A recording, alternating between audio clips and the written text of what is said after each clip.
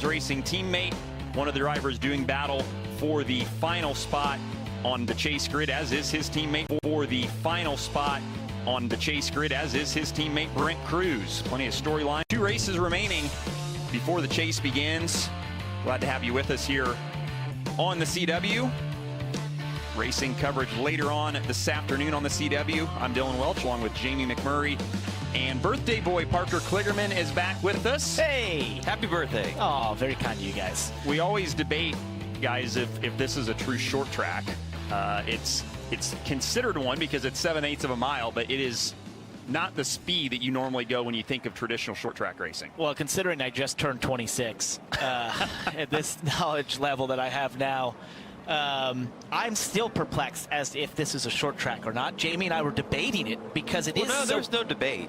We both didn't think it was. agreed. Yeah, we both we just agreed don't that think we it didn't is. feel like it was a short track. It's too fast, and my reasoning is at the end of the front straightaway into turn 1, you approach that corner with a lot more brake, but very similar to a 1.5 miles. I think we need to change. Aero matters, so that removes the short track side for me. I think we need to change the length, what we call short tracks, right? Like it's a mile and under now, but the reality is it probably needs to be a 1/2 mile and under is what we call a short track, and then we need to come up with a new name for these tweeners. That's what we'll call it. It's a tweener.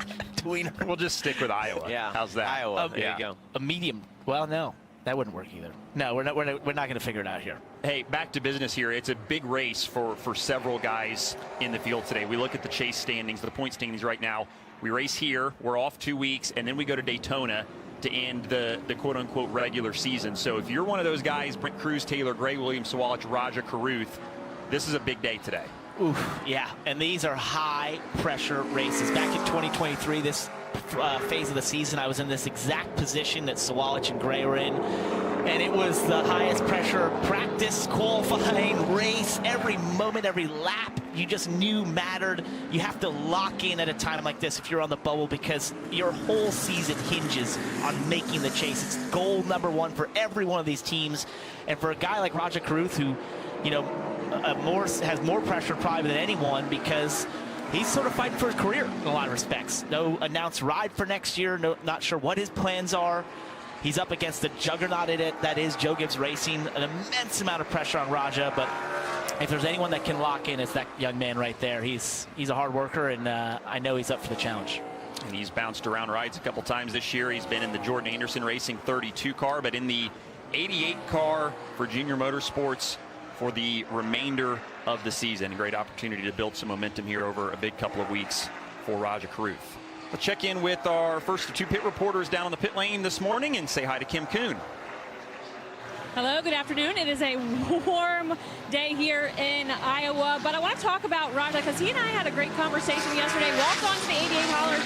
He was extremely laid back, and I noted that. I said, are you not feeling the pressure of where you are relative to the chase cut line? And he said, look, I don't want to come off as nonchalant, but I'm confident in what I can do at super speedways. He was already eyes focused on Daytona in a few weeks. Now, he did note, yes, I have to have a solid day here at Iowa. However, I've been so good at earning points on super speedways. I know what I can get done at Daytona, and so that's allowed him to be a little bit more laid back, calm, confident this weekend here at Iowa. And he did note, too, he feels like he's evolved mentally over the course of this year on what he needs to do to execute races fully.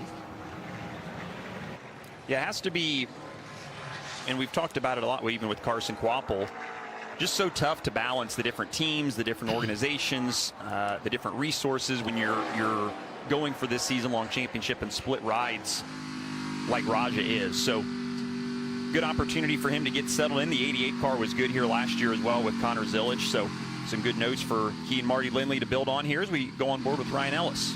I love that Raja is so confident going into a speedway because I always went into those with the mindset of I just hope I can get to the end. I mean, there's just such a risk of being able to finish at those type places. Even though you have a fast car, it's hard to get to the end. How are you so good at them? Well, here's the thing. I was good at that type of racing, but I also knew that I had probably less than 50% chance of finishing. So when I think about point situation, that would make me nervous, because you could just, something can happen on the first lap, and you're eliminated. I think you have I don't think you have more in your control at a place like Iowa than what you're ever going to have at Daytona or Talladega. Raja has run well on the drafting tracks this year. He runs so well at Atlanta. Different style of track, of course, but 2 big weeks for him coming up. We look at Harrison Burton, who ran really well here last year for AM Racing. Was in and amongst the top 10 all day, ultimately finished 5th.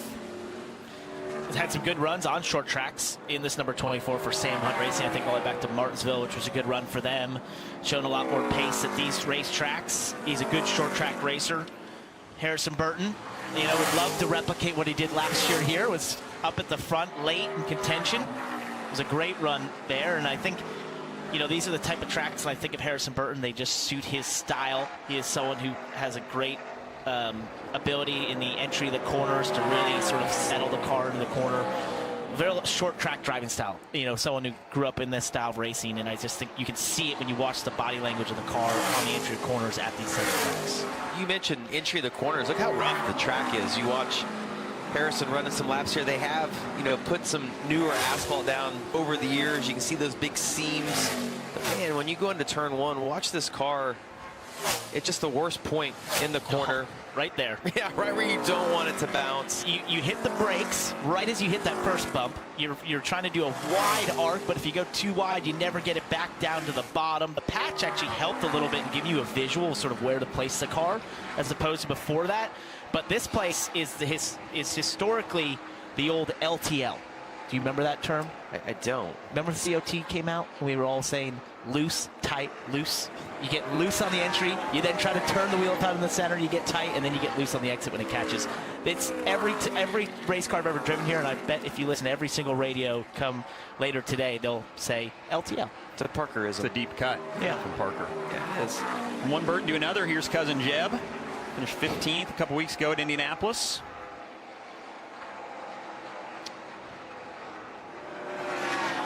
I was talking to Jeb this week. Asked him what he, well, look at that. I'm talking about rough. You can see it in his car right there. The orange tape on the wrap on the splitter just above it, right there on the front end. You can literally see it jumping off the ground. But I was talking to Jeb, and he said, you know, probably hoping or expecting top 15 speed like we've had a lot of times, but maybe we'll be better than that. So it feels like they've kind of settled there this year. You know, when the beginning of this year, Jordan Anderson Racing made that alliance with RCR. I think there was a lot of enthusiasm about having more speed they've had last year. I don't know if I've seen it week in and week out. There's been glimpses of it, but I thought, and I think they thought as well, there would be a little bit more speed there, and they're still trying to work through that alliance. Yeah, it takes some time sometimes when you get all that information, just understand how it applies to your race car. So work in progress still, even at the 2/3 point of the season. New look for Sam Mayer. Two-time and defending winner of this race here at Iowa. Got the white and blue star key colors on the car to finish the year. I talked to Jason Trincheri about the look of this car as we get a look back at these last 2 races for Sam. One with Junior Motorsports in 2024. A great battle there in the closing stages with Riley Herbst. And then last year, got the first win for the Haas factory team in the 41 car. You see he's got that white car. I kind of joked with Jason, and Jason joked with me. He said they changed to a black scheme after that race at Iowa, and he said our luck has not been the same since. So maybe going back to a white car is going to change some things for us here on the luck side, and certainly a great opportunity to do it here, as good as Sam has been here as of late. That's when you're searching for literally anything. Right. Anything to turn it around. I was texting Sam this week about, you know, going for 3 in a row at this track. He has a 1.0 average finish. Can't get any better than that. And he was like, well, if I'm going to be honest, kind of lucked into those wins a little bit. You know, 24, he was probably better, but you had to survive that one in terms of it was right front blowing, tires blowing left and right. But last year, you know, he was a top 5 car. He just was in the right place at the right time on a late race restart. It came to him. I said to him, I was like, you know, at this place, especially the way restarts are, if you can just be in that top 5, you know you have a shot. Happy to have Chris Wilner down on the pit lane this afternoon, joining our coverage here on the CW. Let's check in with him now. Hey, Chris. Hey, good morning, Dylan. Happy to be here. And you guys were talking about Sam Mayer and batting 1,000 here at Iowa Speedway. Spent some time with him this morning before he climbed aboard his Starkey Chevrolet. And to your guys' point, the biggest thing is the last 2 years have been so different. They can't rest on their laurels, so their goal today was to find that comfortability in the race car that they've had the last year here at Iowa Speedway. And that has been really focused on the entrance to the corners. You mentioned the bumps as he rides in the traffic here in practice. He said, I want to focus more on my turn-in. If I can get the turn-in a little bit better to where I don't have to really adjust everything through the center and exit of the corner, that's going to be the biggest advantage for me later on in today's practice, of course, qualifying and the race. So Sam Mayer certainly knows that this track is changing year after year, not resting on his laurels, but they feel like they've got a good benchmark coming into today. Yeah, great information there, Chris. You see Mayer right there working underneath the 32 car right here. What about these two guys, though? Man, how long ago was this? Who are these guys? Man, I don't know when that was. That was probably 20 years ago, maybe? I have my helmet on for this one. Yeah. I think it's 2005, somewhere around there. Wow. Unbelievable. Dylan, I didn't grow much since then. Dylan, you did. But. That was the Jeff Gordon era of he had the DuPont Flames, so I thought that was pretty cool. Good. So You still have that suit? I probably do. It does not fit anymore, but I bet I still have it. It definitely doesn't fit anymore. Yeah. I like that Chris put his helmet on for the photo. That was Stayed anonymous. That was a planned Halloween deal. Yeah. Oh, that was Halloween. No, that was Halloween. We decided to go as race car drivers because we were racing quarter midgets back in the day, so why not? That's a little bit of foreshadowing. Chris submitted these pictures, by the way. I've got no say in these. I think the helmet looked good for the photo, but I bet that got hot in Indiana throughout the night. It didn't last long, Jamie. It didn't last long. Back to live action here. Looking at Jesse Love, the 2-car for RCR. He's super fast, too. When you look at the lap times of these guys that have unloaded, you see he's top of the board, but also as you just look at the fall off of the 2-car, run 11 laps, still 24:40 that last time by. 2-car is hooked up right now. You see him kind of searching around. I saw Mayer doing this too. They're putting their right side tires on that seam. It's like a tar that they put in there to fill the gap in the track and find some grip on that a lot of times. Jesse finished second here last year. Here's Carson Brown in the 32. A lot of eyes on him this weekend. 18-year-old making his debut here in the O'Reilly Auto Parts Series. He's a Richard Childress Racing development driver, rumored to be taking over one of those cars potentially next year. So great opportunity for him this weekend to be with a team that has an RCR alliance. And winner on the ARCA Menards Series trail already this year. Won at Phoenix back in March. Finished second last night here in the ARCA car. Great young talent. A lot of people singing his praises, and great to see him have an opportunity here to get behind the wheel of one of these O'Reilly cars. I've followed him around the last couple of years just in the short track world. He gets to race everything. He's just in every type of a car. You mentioned the ARCA win, but obviously a lot of late model stuff and some dirt stuff. He's done an exceptional job, and you mentioned it. I have a pretty good feeling we'll see a lot of him next year, most likely in an RCR car. And he's pretty comfortable, I could tell right now. First of all, he's 7th on the board, which is pretty impressive. And I watched that car have some big wiggles into one. Wasn't phased by it at all as Corey Day slips on by here. Looks like he's done a few less laps on tires for Corey Day, about 6 less laps than Carson Brown. So be able to learn from somebody who's won at this level ahead of him. But it's a lot of learning experience. The biggest transition from going from those ARCA Menards cars to these O'Reilly Series cars is the tire. It's the largest transition you will have, in that these tires just feel and react so differently to what they run in those cars. And it's always been the big transition, and it's something you just have to sort of get a feel for as quick as you can. But the cars, are pretty similar in how they react in drive, although the ARCA cars have a bit more downforce and aero effects. The tires, what I always find to be the big step for the drivers to get a feel for these cars. Saw Corey Day. He is 9th on the board right now. Busy day for him. Going to do double duty, running over to Knoxville when we're done here to race in the final night of the 360 National Sprint Car Race. So big week of racing in and around the Iowa and Des Moines area. As we look at the winner from last time we were on track, finally, Carson Kvapil, a winner in the O'Reilly Auto Parts Series at Indianapolis. Emotional victory for so many guys involved, and he put in a great drive here as he took the lead from teammate Ross Chastain, and then had to hold off a hard-charging Justin Allgaier in the final couple of laps to score that victory. Man, I was emotional. I feel like, thank you to Carson. We've been talking for 2 years about he was the next first-time winner, and he's just so close. And we watched so many times just utter heartbreak at the late in these races where he wasn't able to get it done, and knowing how hard, you know, how impactful that would be for his career to finally get it done, to get it done at Indianapolis Motor Speedway, your first win. That's just such a significant win, no matter what it was, and make it your first is incredible. Very happy for Carson. Obviously, there was a lot of emotion at Junior Motorsports and Dale Jr., but I was right there with him, Jamie. We've been watching this kid for 2 years, just thinking it has to happen eventually. And it did. It all came together for them a couple weeks ago, and trying to build on that momentum here as we are underway in practice at Iowa. Jesse Love pacing the field.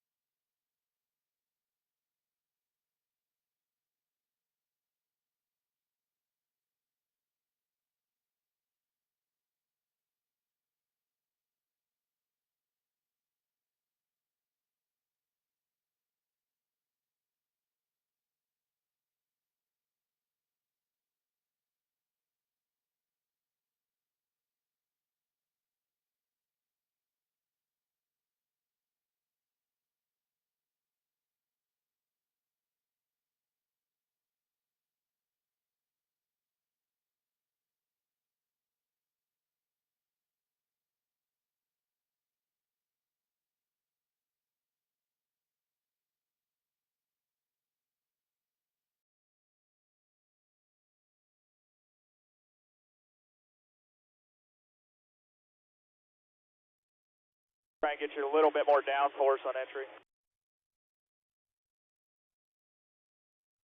I just kind of lost that turn in the center of the corner, so I'm a little tight off both ends. Making it tight. He's too shallow, so he's like kind of driving through the right front. Get four. That'll come. That'll come.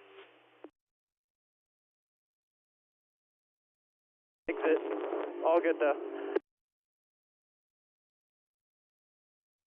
I mean, I can't, particularly turning down to the bottom when I'm trying to be on the brake pedal. I just got no gauge on, you know, how much pressure I have before it all of a sudden just wants to whip around on me as soon as I get on the brake pedal. So I need some help there. Might be. Currently, I would say Miami. Miami is definitely a favorite for me right now, especially now that it's the championship race. I cannot wait to get down there, and hopefully we're competing for a championship when we show up. I really like the road courses. I would probably say Sonoma. It's just got a good flow and rhythm for my driving style. But if I had to go for an oval, I would probably say Dover. Well, we heard Taylor Gray mention Iowa. He nearly won this race a year ago, not for a miscue at the end of the race, but well, they're Iowa themselves. They call themselves a short track, so I guess that solves the debate. Yeah, well, they've turned it themselves. You know, it's like giving yourself a nickname. We're still not sold. Yeah. Sorry, we're not sold. Hey, here's something we want to make note of. Sammy Smith in the 8 car, as always, for Junior Motorsports this week, but a neat throwback paint scheme that honors Michael Annett, who we lost in the offseason. Sammy and the Annett family, very, very close and tied in together. Sammy's dad worked for Michael's dad at TMC Transportation, and Harold Annett, Michael's father, was huge in helping Sammy get started in racing. So really cool of the team to honor Michael with this scheme, and know Sammy certainly is a hometown guy, wants to give that thing a good run as we get a look back at some of the highlights of Michael, and certainly miss having him here at his home racetrack as well. that scheme is so associated with Michael. It's taken me, you know, a while this seeing even pilot Flying J and not associating it to Michael and Net for all the years. Do. Yeah, a little bit here and there. Yeah. For all the years that he was associated with them and his whole career, essentially, in NASCAR. Michael was a great guy. He was always super kind about some of my TV work and always being there for advice on the racing side. He's definitely missed. Des Moines native was Michael, and of course a winner in this series at Daytona back in 2019. So certainly miss him. Move from the 8 to his teammate, the 7 of Justin Allgaier. Let's check in on their team and get some radio. The two's about a half lane off the bottom, both corners. Him and the 21 definitely carry the most entry speed into one here. Like it's pretty apparent. 21's pretty good on corner entry, but the 2 and the 21 definitely carry the most down into one. You hear those guys talking about, you know, what they're seeing. Some of that is from the data inside the car. And the one thing that, you know, we talked about when we saw Jesse Love and also Carson Brown was they were using that strip and putting the right side tires in turns 1 on it, and almost like maybe the left side tires in 3 and 4. Justin, though, very committed to running just right around the bottom of the racetrack, maybe saving a little bit of speed there, knowing that he's got a little bit in the bank. But yeah, Jesse Love just appears to be the best car, and these guys are all chasing him. Well, how are you going to pass, right? You're going to have to go to the bottom. We saw this last year. The outside was dominant on the restarts, and then it became a situation where every pass felt like it was made last year, sort of overdriving the entry to 3 on the bottom, trying to slide up in front of that car on the top side. So if you, in practice right now, if you want to focus on something, it's focus on making that car work on the bottom. And you know you have the outside to make speed, especially if it has a grip advantage. But if you're going to make passes, you're going to most likely have to do it where the 7 is running right now. And it's a really tough pass to make. We saw that last year. You have to muscle that other car out of the groove a little bit, maybe quick clear yourself on the exit of 4 at times. And then what he was talking about into 1 is just this track rewards you. If you can have higher entry speed, it will show up in lap time, but it's really tough to make happen. See Andrew Overstreet there, the right of the screen, the crew chief for the 7. Let's get more from them with Chris. Yeah, and Dylan, talking to Justin earlier this weekend, he had mentioned he did the wheel force test earlier this year, and we mentioned those pavement patches that were repaved back in 2024, and with every freeze and thaw the winter here in Iowa, the conditions seem to change. But he told me when he did the wheel force test that those white patches, although look like they should be really worn by now, they're not. They're really smooth, have a lot of grip. You can see it as the cars go through the corner here, and so although it's really rough when you get just to the outside or even on the bottom side of the racetrack outside of the groove, those patches still have a lot of grip. Now, how that'll change over the course of the run, that's what they're going to figure out over the course of this practice, but was certainly surprised that the amount of grip is still there on some of those repaved areas. Yeah, and that's good stuff, Chris. And we always, you know, talk about how the racetrack changes over the course of this practice session. The ARCA cars were on track here last night, and then also the USAC Silver Crown cars have been on track for practice and qualifying. So some rubber being picked up and new rubber laid down potentially here about halfway through this practice session. We get a look at Dean Thompson. Big news morning for him. Announced that starting next year he will move to the Haas factory team in a 3rd full-time car for that organization. So big move for Dean, leaving the Sam Hunt Racing camp, but great opportunity for him as well to jump over to that group. Big opportunity for Dean in that sense, you know, in terms of what we've seen from HFT. You know, I think a blow to Sam Hunt Racing, though, in some respects, right? We're going to have to see what happens for Sam Hunt. And this organization does such an amazing job to put this all together and to put those race cars on track, and the level of presentation that race team has. No real affiliation cup-wise. They're sort of one of the last independents in that sense, and this series definitely got tougher for them this year with so many of those teams they were up against to make the chase, making those alliances. But Sam does an incredible job to put this organization on the racetrack week in and week out, and we'll have to see what they come up with. But for Dean, it's definitely an opportunity, and one where he's going to have to, you know, really rise up in terms of performance to hopefully get in victory for the first time. Good day going for the Haas group. All 5 of the Alliance cars in the top 10 right now in practice. Harvest time just around the corner here in Iowa, but for now, corn is standing tall and providing the perfect backdrop for racing here in Iowa. Tuesday. You both want the same thing. My title.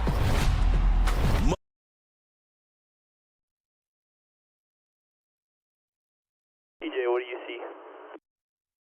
can see pretty much what you're talking about right there. A little bit, I can see you protecting a little bit on the entry and exit as well there. You kind of get really close to holding steady with him through the middle, and then like with Justin there at the end of last hand, 5-6 laps there, he could just commit harder to the throttle, it looks like. Any common mistakes or just issues you see with my line and entry, speed and all that? Is everything right? Yeah, we're close. Everyone's kind of experimenting a little bit. Like to find, you were pretty consistent there when you were running them 50s. That's what we needed. That was really solid when you ran like that 51, 53, 55. Those were really good. Pit road.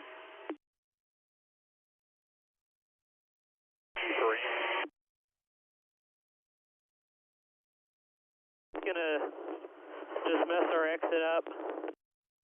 Yeah, 10-4. We'll get it back in here. I want to do something real quick, and then we're going to come back and do 2 shock adjustments together. Fuzzy, put 3 pounds in the right rear tire. Wherever it comes in at, just put 3 to it. Good to pull out when you get there. 2502. 2 minutes here, Chad. 2-2. Yep, 10-4. Or mic not all the way to your mouth, but when you're out there running, even when you're cooled down coming to us, it was quite a bit of engine noise. So just check those things if you can. Yeah, I was visor down. My mic, it was a little bit off my lips. Now it's like touching. Yeah, 10-4. You sounded fine sitting there. It's just when you were out there. It was tough to hear you a couple times. Copy that. Harry, you're driving in on S&P about as deep as anyone. Nobody's really getting in much deeper than you, and like you said, it's all center speed off. When you backed your entry up that one time, you built a pretty solid run down the back, but you didn't give up you didn't get back what you gave up. So you know best, just letting you know you're driving in deeper than anyone out there. Copy that. Yeah, I think everyone else is freer on entry, or at least comparing to my last year notes, I was freer on entry. It was my limiting factor. You want to explain to us what that is? That was Jamie's favorite stuffed animal. Right up. I feel like Chester needs a bigger pair of drawers. I don't know, just looking at that. How is he wearing pants? Wouldn't the pants be on? I don't know. They're I'm not big confused. enough. Yeah. We'll get our best people on that and get you an answer. Good morning for the Siegs. Ryan is second right now, and brother Kyle's fifth, Kim. Yeah, both top 5, and I talked with both of their crew chiefs, Matt Noyce on Ryan's side and then Aiden McHugh on Kyle's side, and they said both of their drivers have been a little frustrated that they haven't been stronger this season. So this weekend they were trying something different than they had last year, and I asked, is it close to what the 41 has? Because remember, they're an affiliation team with Haas Factory, Sam Mayer winning here last year. Aiden said, no, it's actually a little bit more like Sam had in 2024 when he was with JR&CO, a little more in that direction. And I asked, what's the specific focus? Matt Noyce telling me they're working on balance migration. What they've seen this season is they've had big swings in balance throughout the race, and they need more consistency. Right now, they are showing speed, just need a little bit work on the balance of each of those cars.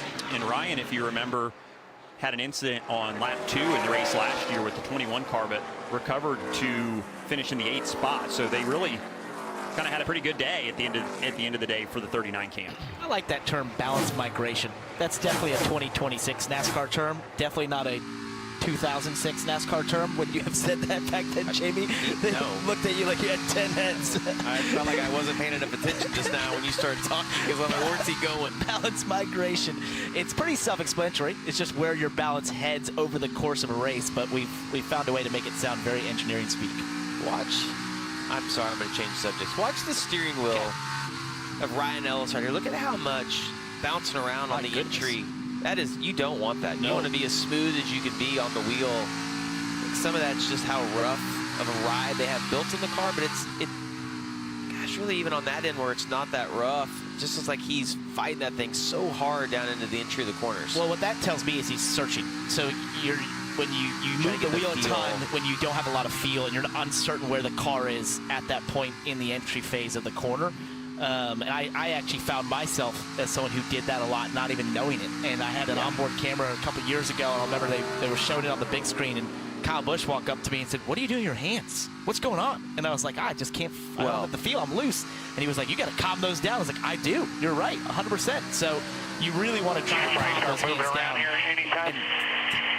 Because that's taking away grip from the race car in so many respects. And Kyle was the polar opposite of that. Oh my gosh, he so had smooth. The smoothest hands. Every time you'd go to an onboard, you're like, well, I could drive that car. Right? I mean, it just looks so smooth, but that was just the feel that he had inside of a car.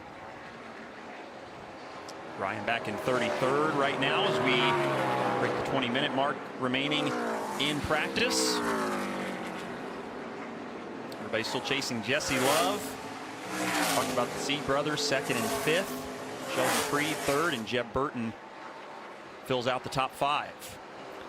You mentioned the Sieg brothers and the connection there with Haas factory team. I mean, half of the top 10 all come out of that same shop. Jeremy Clements being back in 10th. So I know we've noted that Mayors won the last 2 races here and they've had some success, but in general, that organization and everyone that they're helping just having great start to the day here at Iowa. Yeah, great notebook for them for sure. With Parker Retzloff, the 99 car. They have to be having fun right now. Oh, 59 points to the good, 2 races to go. What an excellent season they've put together at Viking Motorsport and Parker Retzloff. Not a lot of pressure in that position right now. You know, if they have just a solid day here today, they're probably going to go into be in a really good position, obviously, for Daytona. And man, that's amazing. This is a team going in the season you would have thought fringe chase contender. They would most likely be where Raj is if they had a really good season. Well, they have just gone above and beyond all expectation. Find themselves there, 9th in points, 59 in the good. Really impressive. And they've done a great job to finish these races. But the thing that stands out to me when you look at these notes on him, 85 stage points through this point in the year is 7 times more than his total from a year ago. So they've just done a great job to put complete days together, and as you said, it has them in a really nice spot in the point standings with 2 remaining before the chase starts.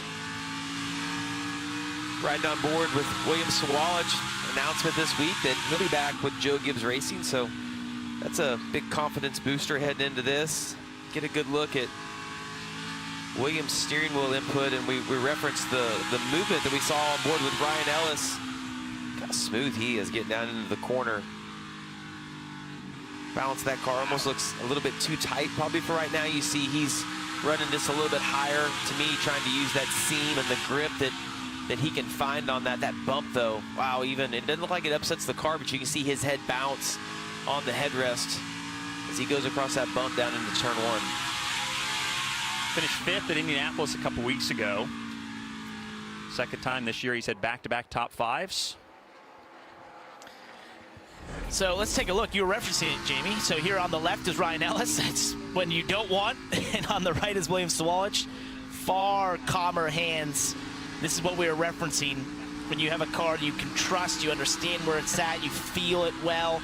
You have the hands like William Sawalich. When you just don't know where that car is at, you can't trust it on the entry of the corner, you're going to end up with faster moving hands like Ryan Ellis. It looks cool for Ryan, but you don't want that. It's sapping performance from the tire. It's taking away grip, and it's just making you, when you get to your talking about the race car to your crew chief, you're going to say, I'm uncomfortable. And I have to think it shows. If we could measure the grip on the steering wheel, that Ryan Ellis is gripping a lot harder than what William Sawalich is right here. William looks fairly relaxed.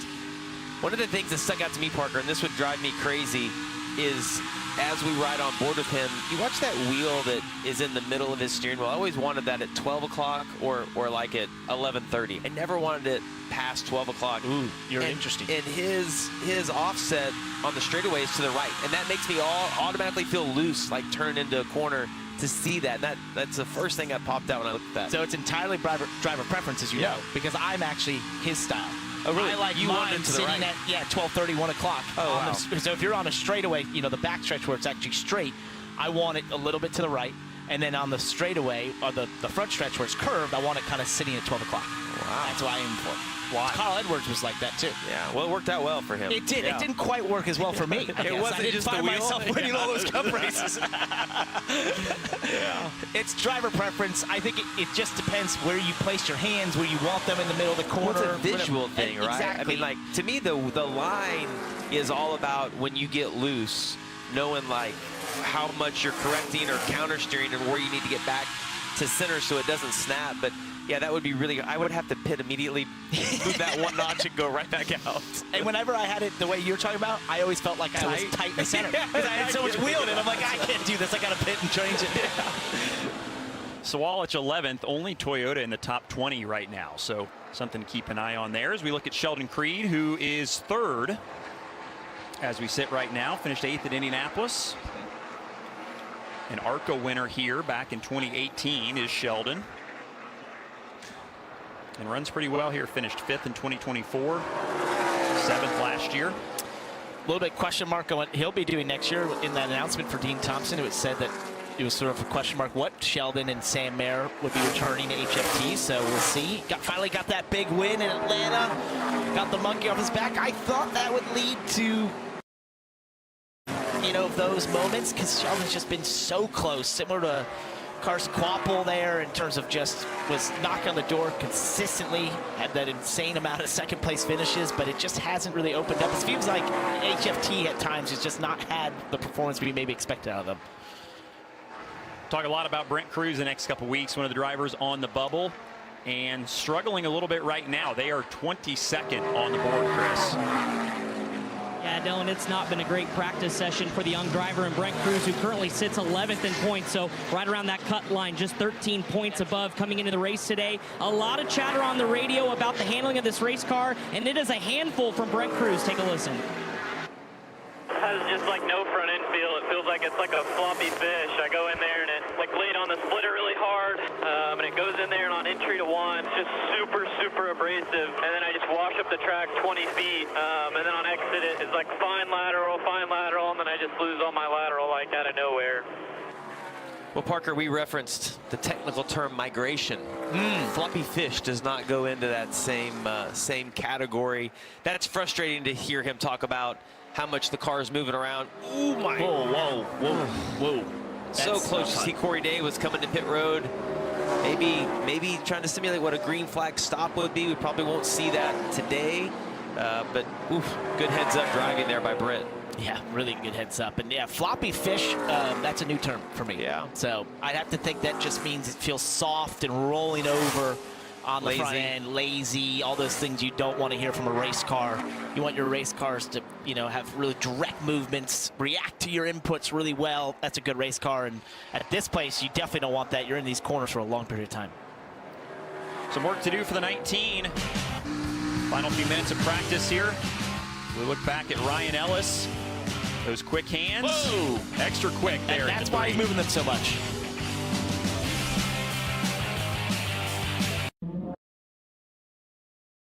Give me just a second, I'll find you another one. You know, you got room up there now, starting to get rubbered in. Whenever you're ready for it. First time you're build past 4 to the right front, that was 7, 6, 6. For qualifying here, 10 clicks. Towards the tire. Coming to you here.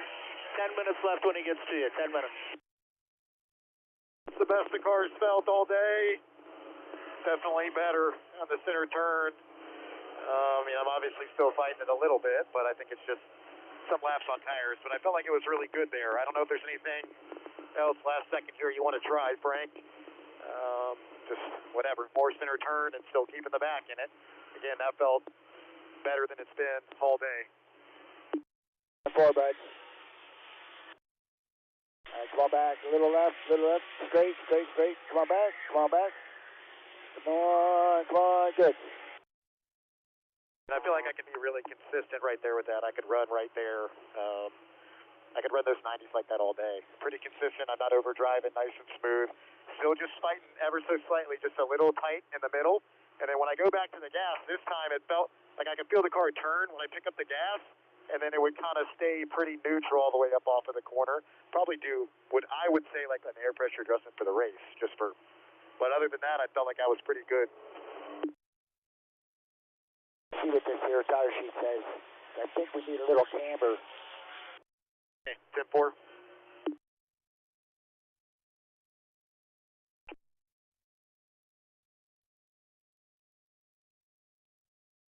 we change these hoses back after Andy? No great holes. You can drag, I'll get you back in the hole on the front stretch next lap. I'll do a paint 10 when I come back, boys.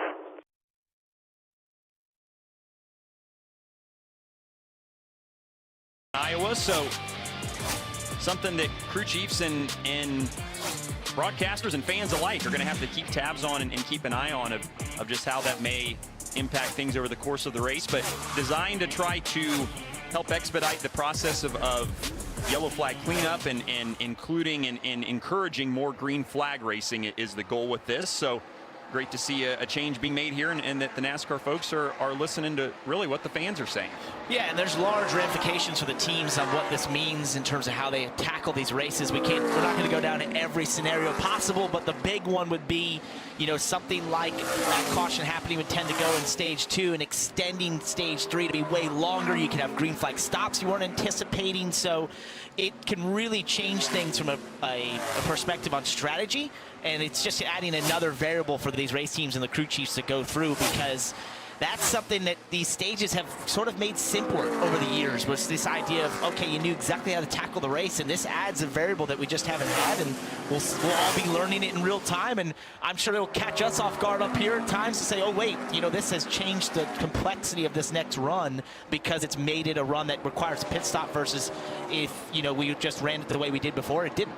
Teams hate unknowns. We love unknowns. Right. It's so good for us to just try to have to figure it out on the fly as it happens. And when it does, we're going to learn together exactly what's going to be the right call and what's going to be the wrong call, and it's not going to cost us a dime. No, that's right. The best part about being up here. That's right. They don't judge us on a sheet we were right or wrong. I don't know if you saw the averages right there for the 21 car. For as good as Jesse Love has been this entire session, Austin Hill struggling a little bit right here. Hey, and it's worth noting, you know, remember Austin did not run this race last year. Austin Dillon was in the car, and I spoke to Chad Haney about this. There was a new tire last year compared to 2024, the last time he raced. So Chad said, look, we're frankly kind of a year behind trying to understand this tire and getting Austin back comfortable with this racetrack. So maybe a little bit of extra learning going on right now behind the wheel of this 21 car, Kim. That's right, Dylan. You and I must have had the same exact conversation with Chad Haney, because he kind of described it as a catch-up. Like you noted, Austin has not run here since 2024, different tires. So to kind of play catch-up, they spent some extra time in the sim. I'm not sure it necessarily worked, though, because Austin Hill has complained all practice long about the handling of that race car. He started and said way too tight to go any faster in the center of the corner. They've made slight adjustment. The front tires continue to chatter the entire run. Eventually the front end just got numb, he said, and he has to wait to touch the throttle or feels like he'll hit the wall on exit. At one point he was even so frustrated, he said, maybe something's broken in the left front. It's chattering that much. Interesting. So they'll have to consult their teammates' notebook and even maybe look at the 32 of Carson Brown, who's pretty quick right now as well for Jordan Anderson Racing, the Alliance car there in that 7th spot. As we check out Taylor Gray behind him, the 54, who really had a strong run going last year here at Iowa. Had a pit road miscue at the end that cost them a bunch of spots, but I think you have to like your chances coming back here for the 54 team. But man, you just can't help but notice, and I know it's only the fast lap, but with the exception of Swalwich in 11th, the Toyotas are all grouped together. You see that in 22nd, 23rd, 24th, 25th. Taylor Gray, we're watching right here. Maybe he doesn't have the fire-off speed, and I can't wait to look at the lap times after practice, because that, you know, when you can see the whole picture of how practice went, was it just that you didn't have short-run speed, but you had good long-run speed, or vice versa? Because I personally, knowing that we're going to have some longer green flag runs today, I would give up a little bit of short-run speed to be good on the long run and be able to have a secure car at the end. Pit road is a challenge here, and it was last year. Had several teams with mistakes or problems. This was the end of stage 1. Sam Mayer overshot his pit box. Connors Village had to pit again here to reattach some lug nuts. Brandon Jones had his share of issues, a speeding penalty there that kind of derailed their day, and then Taylor Gray at the end pitting from 2nd here. This is the final stop of the day. Had a slow stop there, getting the left rear on. It ultimately ultimately impacted their finish. So especially this time of year, everything has got to be perfect and buttoned up, and we saw that kind of rear its ugly head here a year ago. Yeah, so, one thing we saw Sam Mayer, who had the #1 pit stall last year, come in. His curve makes it hard. The pit stall is pretty long, pretty wide right here, but when you're in that curve, they'll actually put marks on the outside wall to kind of reference where you're going to turn in. But, when all those signs get hung out, it just makes it really hard to see your sign, and you're trying to maximize that. So being in that #1 stall is nice because of the exit you can see right there, but it is hard to find your sign, hit your marks, not slide through your stall. There's a lot the driver has to do. And it's not like being in your road car. There's not a lot of great visuals out of these cars. Your head's sort of locked in there, the Hans and the headrest around you. The A-post gets in your way. You can't move. You can't look to the left through the net that well. So, these race cars are designed to do one thing well, and that is go around a racetrack fast. Everything else is cumbersome, is hard, is difficult. It's not designed for that. And so when you have a curve on pit road, for all those reasons you mentioned, putting a mark on the outside wall, it's all because you just don't have the visuals and the ability to see to be able to get into those stalls as well as you do when you're heading straight. Brennan Poole in the Alpha Prime Racing 44, getting a good look at him. He is 17th right now, Kim. Yeah, he's had a solid practice, just still a little bit tight. He's reporting on that race car, but I want to shift the spotlight to his crew chief, Frank Kerr. Frank's a veteran and a staple on the NASCAR scene, has been for 26 years, but his racing career started long before that. You see him there on the left. But Kerr started racing quarter midgets at 6 years old and then ran big block mods. But in 1983, he switched to his true love, sprint cars. And by the end of his rookie season, he quit a CNC machine shop job he had and went sprint car racing full time. Found success quickly, but he became nearly unstoppable in that car right there. He eventually wheeled the McBride and Schaff number 23.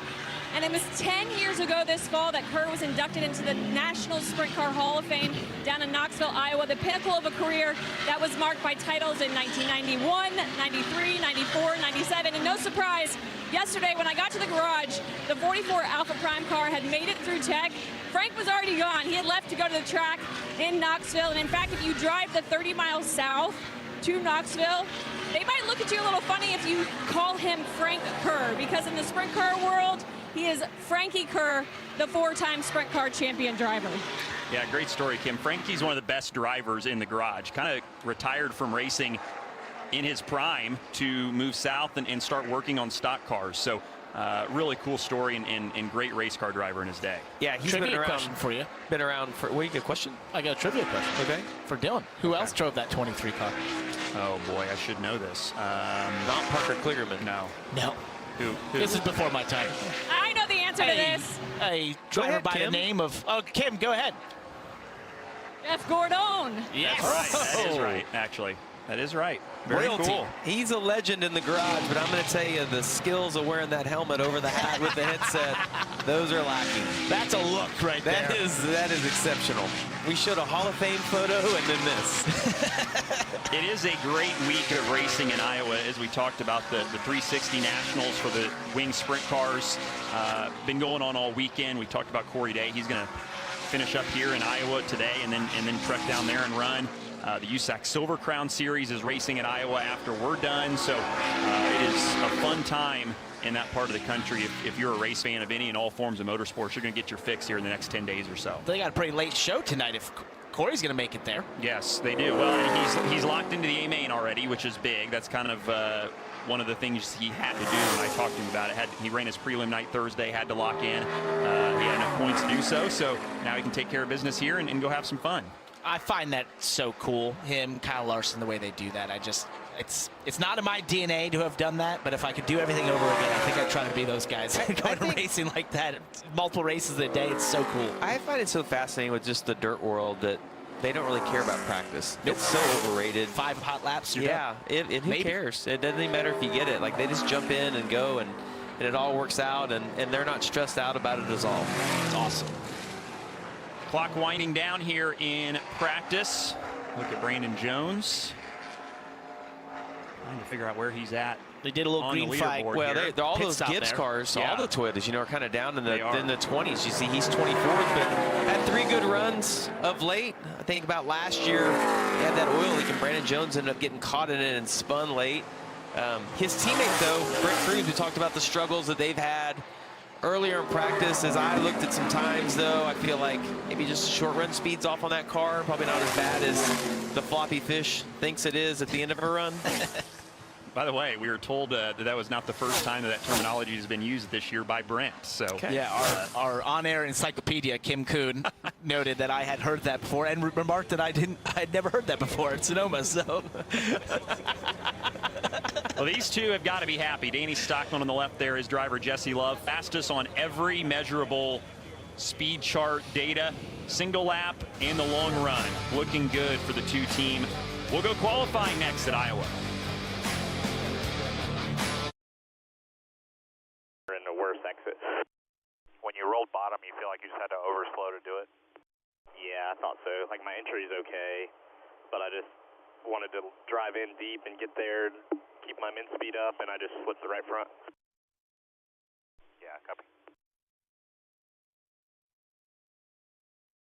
Exit. Like it's something small, but it would really help me. 10-4.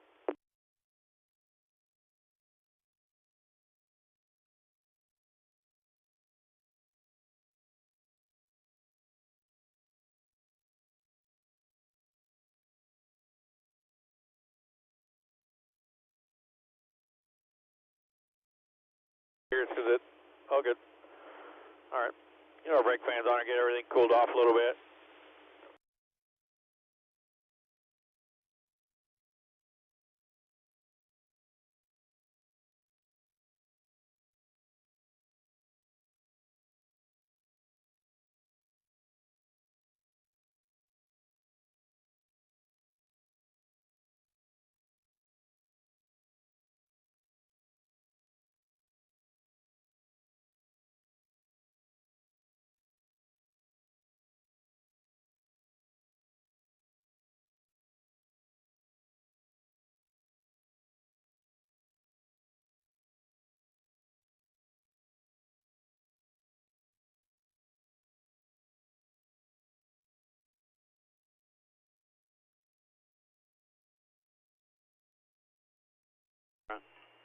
Battery, sorry.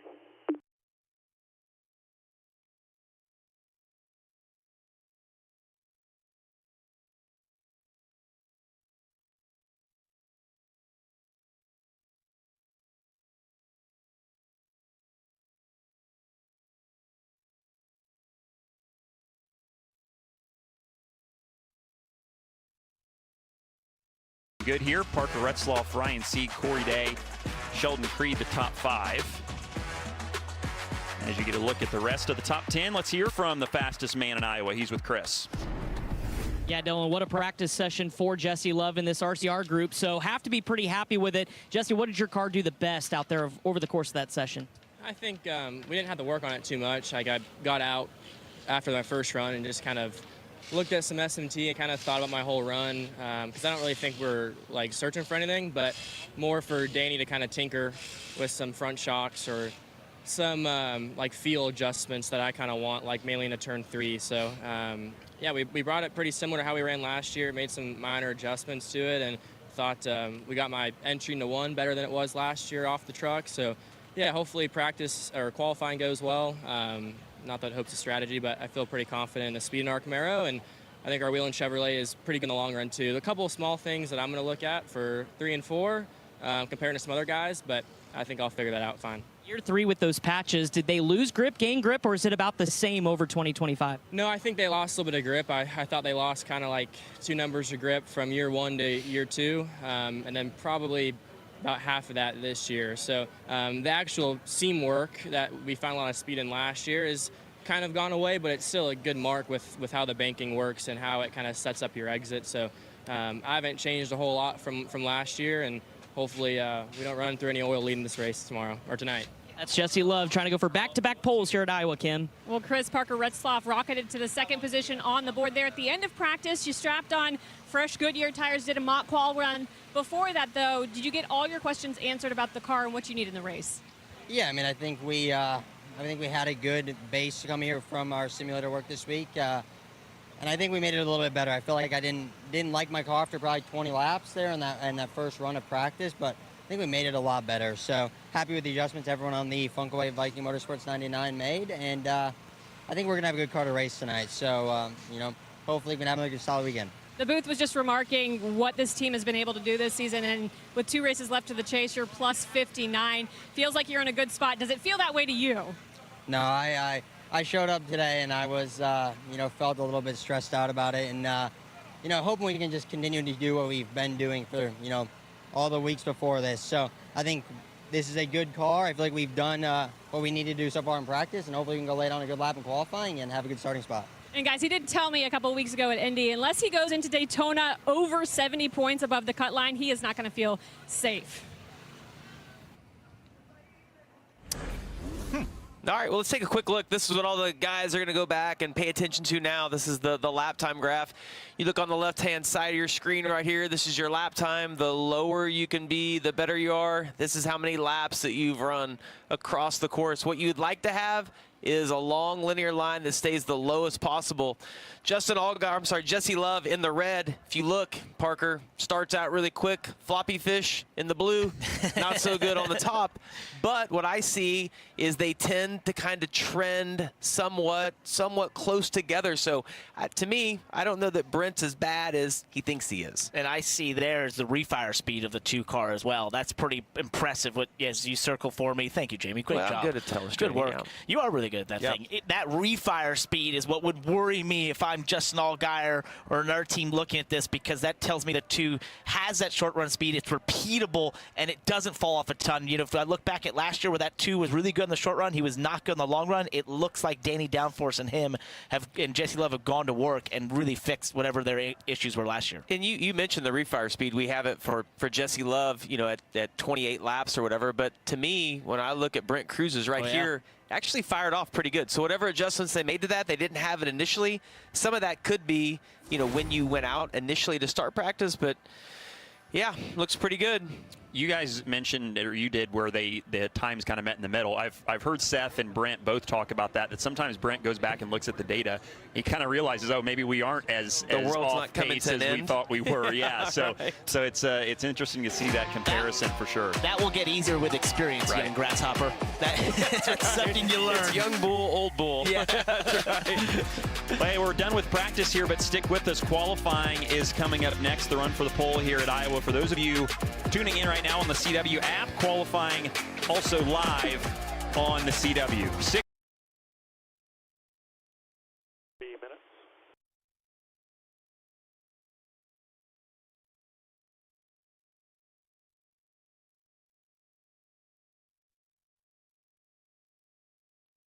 $22.53.51 here.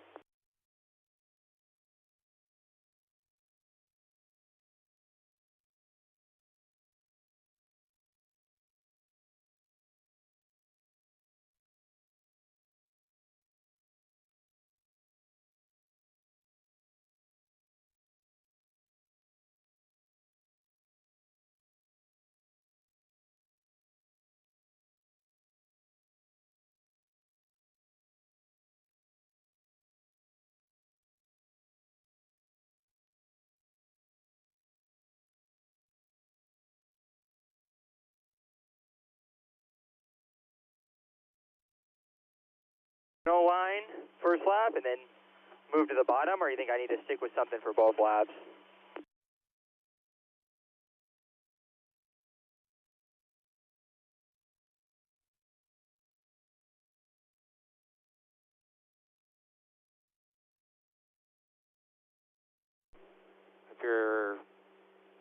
I think you try and execute the bottom to begin with, and I'm afraid, like, if it's too tight, you would naturally try and move up, but like you said, it's actually worse doing that. So it kind of depends on your balance, but I don't know what that is now that when you moved up, it made it turn worse. Yeah, no, I agree. I think, like talking to Justin, he said he gained speed moving up. Was that accurate, or did he make all this speed on the bottom? I don't know if he did or not, but we did not. Like at the end of practice, you were 2/10 for sure better on the bottom than you were up. Yeah, Yeah, for sure.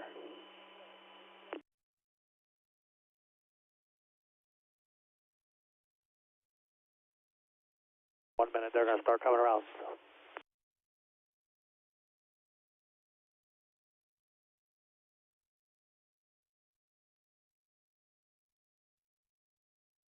One and two.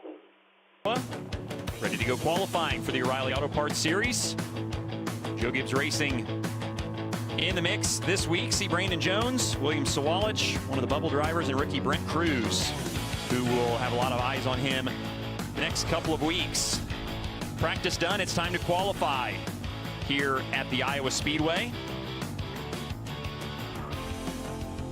Dylan Welch, Jamie McMurray, and Parker Kligerman with you here on the CW. Kim Kuhn and Chris Wilner patrolling the pits for us this afternoon and during our race coverage later on this afternoon. Jamie, we've talked all morning. Is this a short track or not? You have your opinion. It says short track on the backstretch, but this place is fast for a short track. Well, technically, the way that NASCAR breaks it down, it's categorized as a short track, but most drivers, and I think Parker will agree with me, that it's just such a fast track. It's so, so much speed through the corners. You're going to hear guys talk about the aero side of their cars that, no, I think you need to be half mile and under to be in that category of true short track, but we call it that, and so that's what we're going to go with. Parker, the chase is looming large. 2 races, including later on this afternoon. We go here, then we go to Daytona in a couple weeks before we reset the field. This is how the bubble looks right now. We talked about Brent Cruz and William Sawalich, Taylor Gray there, the other Joe Gibbs Racing car in the mix, Raja Caruth, 20 points out. For most of the guys on this graphic, these next 2 weeks, the pressure is as high as it's maybe going to be all year. It's the highest pressure situation you can be in this series in a year, and it's right when it gets down to this crunch time of making the chase. It's goal number 1 for every one of these race teams is make the chase. You now get to this realization that there's just 2 races to go, and you're in this high pressure packed situation where every single lap, every decision, every moment matters a ton, and that young man right there, Raja Caruth, 20 back, I think has the most pressure of anyone in this group. We have not heard an announcement as to what he will be doing next year compared to William Sawalich and Taylor Gray, who both announced that they are coming back to Joe Gibbs Racing. He's not only fighting to make the chase, he's potentially fighting just to have a career in this sport. It's almost imperative that he makes it. That's going to mean he's have to have a great day today and a great Daytona. Raja driving for Junior Motorsports the rest of the year. His teammate got his first career win a couple weeks ago at Indianapolis. Maybe that's in store for Raj later on this afternoon. Final adjustments being made, qualifying next.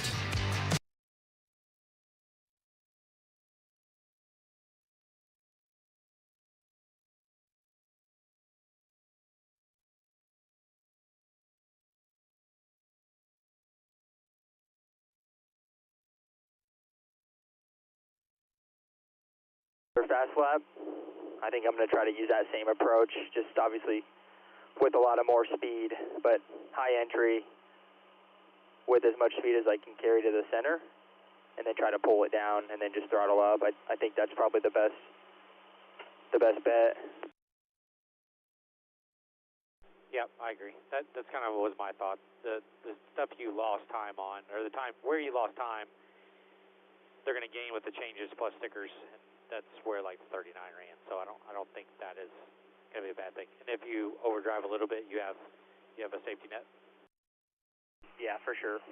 Will you kind of do your best to communicate that the first lap? Like, if it's okay in 1 and 2, like, I mean, if it is obviously just terrible, like Justin ran the bottom last year and it was terrible.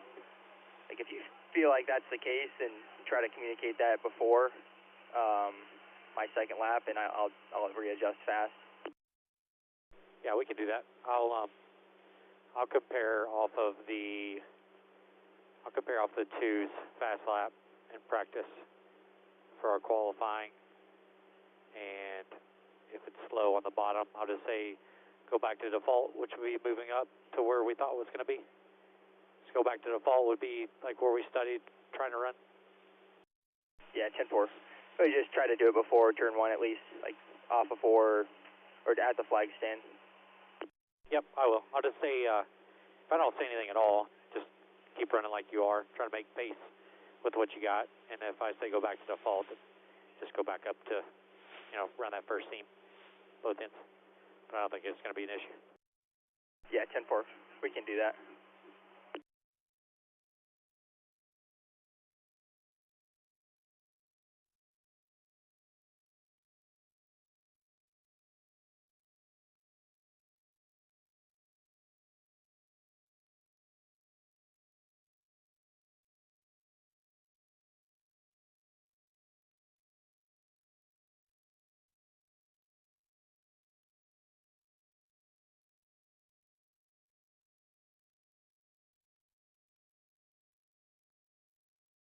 Seconds till they roll the first one.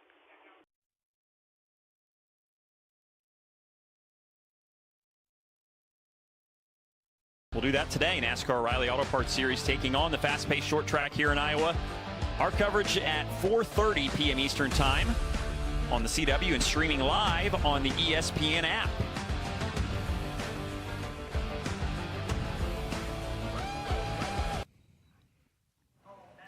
Let's hear from some more drivers, and we'll check in downstairs with Chris. Yeah, Dylan, getting ready to push up to the grid for qualifying is Dr. Patrick Staropoli, who wound out the practice session with a really good long-run pace car. But what I wanted to find interesting and ask Patrick about here as they get his car up to the grid is, Patrick, your crew last night had a little bit of a late night helping out Alex Clubb with the ARCA Menards Series race, pitting it, including yourself. What was that experience like? Yeah, man, it was a lot of fun. My first time ever changing tires. So Alex, I guess, last minute lost his pit crew, so he came over and asked Daryl. They're buddies. They go way back. I showed up for moral support, and then when I got there, I realized they had one jackman, one tire changer, one fuel guy. And so did the math on that. They were one tire changer short. So I went back, put my fire suit on, hopped over the wall, changed some tires. Thankfully, it was a 5-minute break. I didn't have to rush, but it was a lot of fun. I'm glad we got to help him out. A lot of fun indeed. Patrick Staropoli getting ready to qualify his crew, already doing some pit crew duties here earlier this weekend. That guy does it all. He drives race cars. He's an eye doctor. He's a pit crew member. I feel like Patrick should have led with it was a 5-minute pit stop to start with, because he had me hooked for a long time there. First car on track to qualify. 37 in the field entered this weekend, so everybody going to start the race later on this afternoon. And everybody will get 2 laps apiece here. Joey Gase with the honor of the first one to qualify. Iowa native. He's from Cedar Rapids. Oh, that thing is way up the racetrack right there. You saw leaving black marks, which is going to kill not only his first lap, but now also that run for the second lap. Will have lost all of his momentum. Yeah, one thing you see him going through right there on the exit at 2, and you saw it in 3 and 4 as well, is how much rubber was laid down on this racetrack for the first half of this field that goes out. This track is just going to continue to gain grip. We'll see a point at which it sort of flips to where there'll be the fastest cars will have even more grip than the cars that went out early. This is part of why you hear teams talk about when you go early, it's a detriment. Look at this. Look at the amount of rubber on this racetrack right here. You see Joey just ran through there and picked it up with his tires. That will continue to happen as cars run here, and the tires will just get faster. The track will gain grip. It's part of the detriment of going early. 24.84, the early mark here for our first qualifier. Carson Ware next up aboard the Stang Racing 47, 4th start of the season for him. Carson's been racing a lot of different cars. I saw him last weekend running a pro late model over at Hickory Motor Speedway, local race, so getting a lot of experience. It's one way to get better is to be in something just every single weekend. Carson had his career best finish in the O'Reilly Auto Parts Series back at Daytona to start the year, finished 19th. First start here in any series for him. Yeah, so far a much more uneventful lap than what we saw out of Joey Gase, but you see that lap tracker just not heading the right way, about 2/10 off. 25.10 for Carson Ware. Let's hear from another Carson who's with Kim. That's right. Carson Brown makes his series debut, made his Iowa track debut last night in the ARCA race, finishing second after leading over 24 laps. So you got your first taste of this car in practice. What are your big thoughts? Yeah, feeling really good. Just honestly a big thank you to everyone at Jordan Anderson Racing, RCR, my whole family over there, and Chevrolet to help make this happen. How did the car feel? Feels really good right now. Definitely on the free side, struggling a little bit with rear grip, but it's part of it, and I'm just going to go out there, have some fun, and make this debut worthwhile. Just turned 18 years old from New London, North Carolina. That's about an hour northeast of Charlotte, but great to hear from him. And as we talked about, I think we'll be hearing from him quite a bit in the coming years. Tyler Tomasi, third car out to qualify, and the second Joey Gase entry in the field. Second start of the year for him. Had a decent lap going. Looked like he overdrove turn 3 just a little bit, missed the bottom. We talked about guys running up a little bit higher, but I don't know that in qualifying we're going to see that. I think they're going to really fight to get to the very bottom of the track. I think all that rubber on the racetrack is just going to make it that you're going to want to go in the path that most cars have run on here, where there's the least amount of rubber. As we go on board with Ryan Ellis, we saw his hands moving in practice, and once again, they're all over the place. We're going to get Ryan Ellis a WD-40 sponsorship so he can lube up that steering shaft so when this thing's over, it's not seized up, because he is working a long day ahead. Yeah. Man. 250 laps of this later on this afternoon. That we got maybe a steering box adjustment. I don't know what we could do for him, but we're going to send some suggestions. I mean, I was going to ask that. Is that maybe just a quick steer, like a really quick steering box? It'd be a slower steering box is why you would have that. Which typically in these short tracks you run an 8-to-1. These days, some maybe not here, but some have runs. If you go to Martinsville, you might run a 6-to-1, which we run on road courses, which are really fast boxes. You don't have to turn the wheels much. Bell's going to come across the line here and go to the top, 24.80. Second lap in 80. Yeah, I thought I ran a better one through, and then I don't know if it landed left front splitter or what in the 3, but kind of went straight. Car bottomed out a little bit, just didn't have the front grip that he needed. 24.72 was Ryan's first lap, so that's the mark everyone's aiming for here as we see Jeremy Clements. Yeah, Jeremy was 10th in practice, so this would be a good baseline for these guys that have to go out early, and you can see bottom right of your screen just continuing to get better and better. I'll tell you, Indy a couple weeks ago, he goes to the top at a 24.10. Indy had to be so much fun for him until the end of the race. Qualified 4th, led 9 laps, won a stage. Really cool, I'm sure, for him. That was a really good lap by Jeremy Clements. Just looking back at what was fastest in practice, Parker Retzloff did a mock run at a 24.16. So that's just a tick faster. I do expect this track to get faster as we run more cars here. As you mentioned, that's good for Jeremy going early. That will hurt him a little bit, but that's a really competitive lap. 24.102, lap 1 for Clements. Top of the board right now, Chris. Sam Hunt Racing's Dean Thompson getting ready to qualify. Big news this week, you're headed over to Haas Factory next year for 3 full-time efforts. What does that announcement mean for you happening so early, kind of as you can look forward to the rest of the season and then beyond? Yeah, no, it's pretty awesome. Just really thankful for Haas Factory team for believing in me, and I've known Joe Custer for a really long time, so it's pretty cool to have a full circle reunion with him, and no, just really thankful for the opportunity. Just got to thank Thompson Pipe Group, M7 Transportation, they're my anchor partners for next year, so really, really thankful for them. Great to hear from Dean there, and as he said, big opportunity for sure, but no, he wants to finish this year strong with Sam Hunt Racing and do his part for that group as we watch Josh Balicki, the 07 car for SS Greenlight Racing. I'm not even going to attempt to say this sponsor after what we've had on. It is Sukup. Sukup, okay. Yeah. That's good. We're all going to lose our job before Saturday is over. Yeah. That mascot that we've got out here. That's an Iowa appropriate sponsor. They manufacture like grain bins and everything else. So that's the tie-in for you. We are lucky to have you here. We are very fortunate. I just provide context, what I do. Here's Nathan Bird back in the Young's Motorsports 42. Nathan, another one doing double duty, being the Silver Crown race later on this evening. I have to think those drive so much different than what this O'Reilly car is going to be any more different. One of the things I noticed they were doing in those cars was a really big entry into 3. He just attempted that into 3, didn't get the car to the bottom. That looks like that's once again sort of the middle of the track. Not able, maybe by choice, not getting to the bottom, but he had a little moment there having a really wide entry into 3 and was higher up the track than I think he wanted to be. Yeah, and actually a little slower than what he ran in practice as you get a look on the left. Man, look at the wheelbase. Yeah. Super long wheelbase on those pavement cars, huh? Big cars. So they actually use basically the same type of motors, like 360 cubic inch V8 engines, but they have a 75-gallon fuel tank. on the back of those things. So there's nothing about that sounds appealing. It's they are big girls, as they call them. Big race cars. Fuel tank? Yes. So they're awesome race cars, and really cool. Great to have them back here at Iowa. It's been over a decade since they've raced here. So keys with those is the tire management, and that they drive worse down the straightaway than they do in the corners. Can't go straight. They have tons of stagger. Their bias ply tire stands up. They're wild.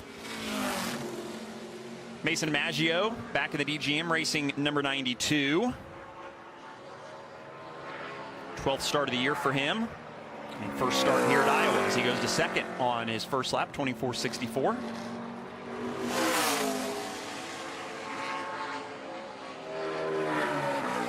Saw Mason at Indianapolis, finished 26th, and had a good 11th place run a couple weeks before that at Atlanta.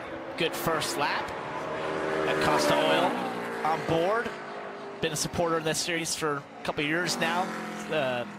The founder of that is pretty active on Twitter about the sponsorships and what he does in NASCAR and how it works for them. So cool to see them on board. Another race car here in the O'Reilly Series. Mason went faster on his second lap, jumped to second, 24.54. Another good looking race car here for LeVar Scott, the Sunoco colors. Has 3 ARCA starts here. Oh, nice slide. First start in the O'Reilly Auto Parts Series, of course, for him here at Iowa. And I think the key with LeVar Scott is he's the only guy possibly fitter than Jay McMurray. Easy. There.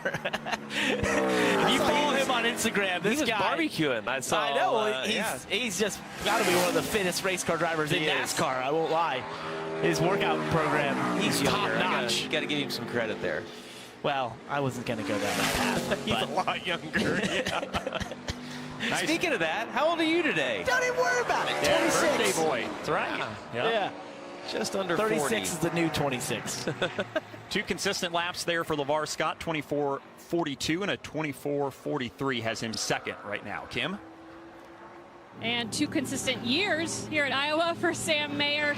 Perfect record when it comes to this racetrack in this series. You're going 3 for 3. Does this car have the potential to do what you need tonight to get to victory lane? Yeah, I feel good about what we got. Practice was long. We made a lot of laps. The Starkey Chevy looks really good, so I definitely want to give this thing a good debut. But yeah, I feel like we got potential in the race car. We had to work on it quite a bit to get it to where it is now, but we learned a lot. The track's going to change a lot throughout the race, and it's going to be way different this afternoon. So yeah, I'm looking forward to it. It's going to be a lot of fun. We obviously got something big on our plate trying to do this, so we'll see how it goes. Good notebook for them for sure. Even going back to the Stuart Haas days, those cars always ran well here at Iowa as well. Blaine Perkins for Jordan Anderson Racing goes to the 3rd spot as he concludes his qualifying run. First batch of qualifiers done. Plenty more to come here from Iowa, including drivers like Brendan Poole, Nick Sanchez in the Peterson Racing 87, and young Carson Brown making his series debut.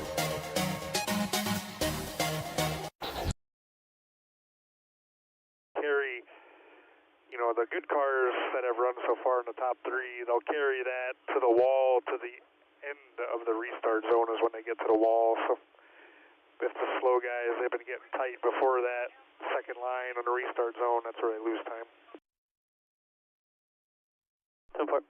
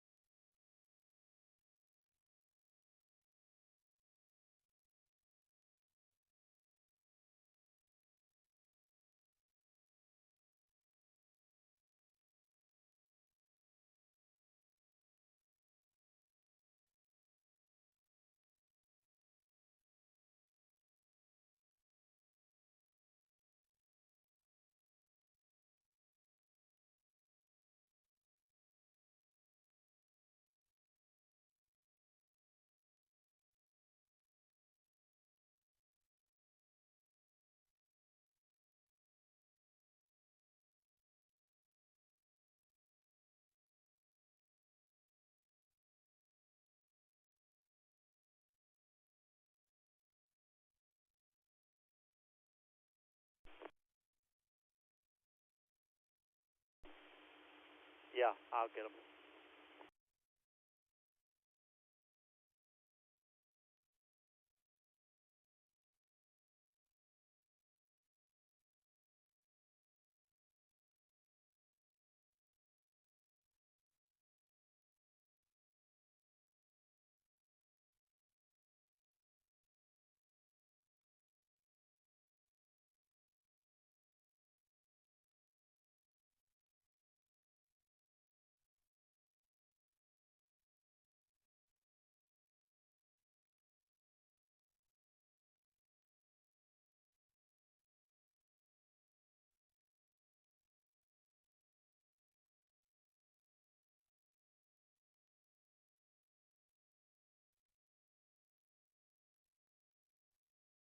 What's that?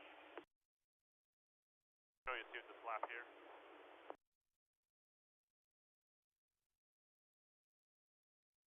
On the ESPN app. Back to qualifying.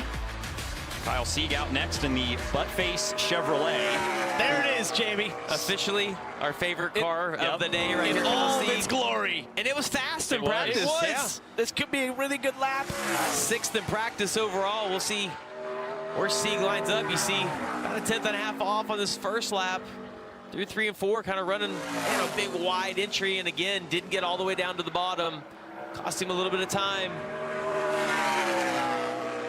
Oh, just a second, 2/10 off. Let's see the second one being better. He committed to the entry, though.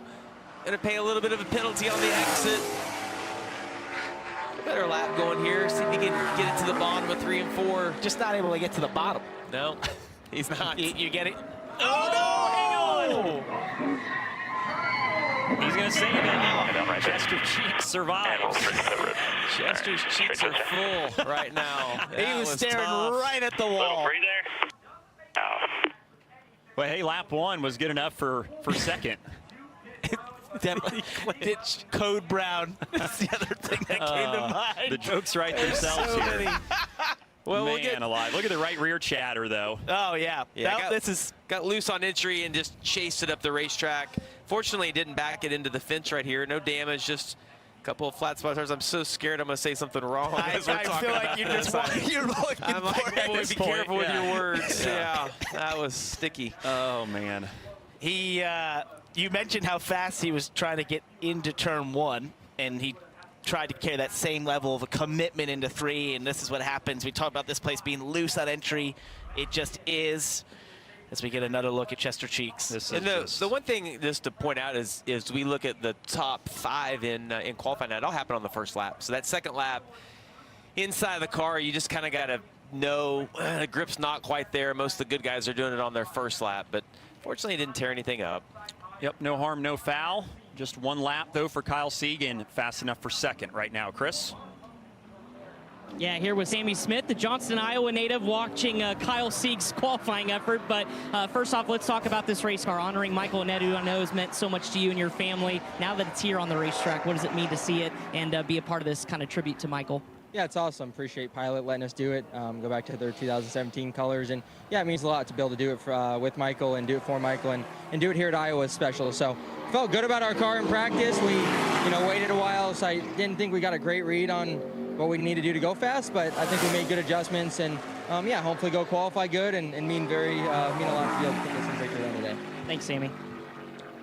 Yeah, and again, just some tie-in there. Sammy's dad, Kurt, worked for Michael Annette's father, Harold, at TMC Transportation. So those two families have been connected for a long time, and great way for Sammy to honor the life and legacy of Michael Annette as we watch Brennan Poole, who is next to qualify. Man, he committed to the entry at 1, hit those bumps, and just started sliding up the racetrack. It almost looks like the splitter's really high on the left front of the 44. See that on the exit of the corner, not quite sealed off. It did the same thing on the exit 4 there. It was just bouncing up the racetrack a little bit.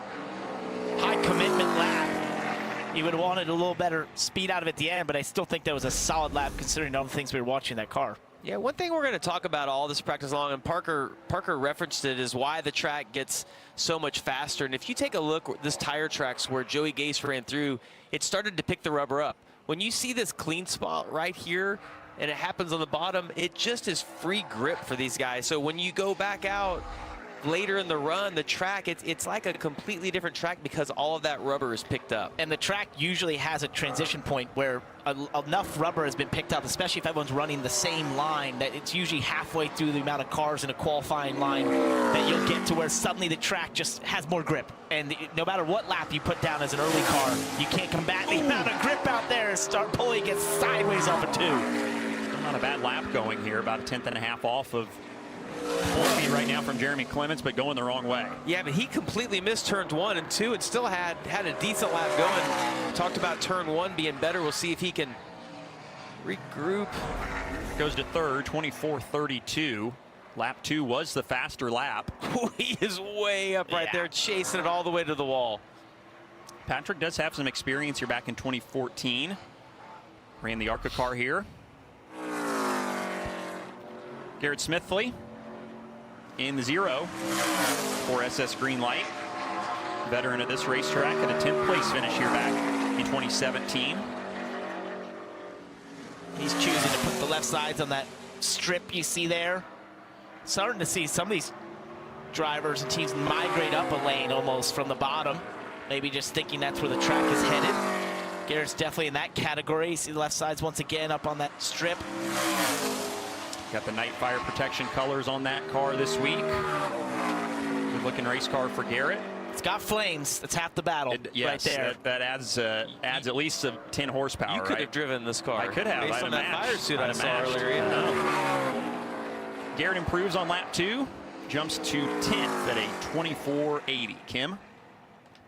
And Taylor Gray had a really strong race here last year at Iowa. However, did not make a qualifying run for last year's race. So, have you figured out what you're going to do when your turn comes? Yeah, just obviously watched a lot of film, right, throughout the week and did our prep. So, I feel like we're okay. We unloaded off the truck a little off, but made gains with our Operation GR Super. So, confident everybody at Jacobs Racing here. Proud of the 54 group for making good gains in practice. Can't thank everybody at Toyota Racing and M Experiment. So yeah, gotta get a good qualifying run here. Track distance means a lot. They need a good run. It's been a tough last 2 races for them. Lost 45 points to the cut after issues at both Atlanta and Indy. He's in 12th right now, which is that elusive spot, but got to put together 2 good weeks here for the 54.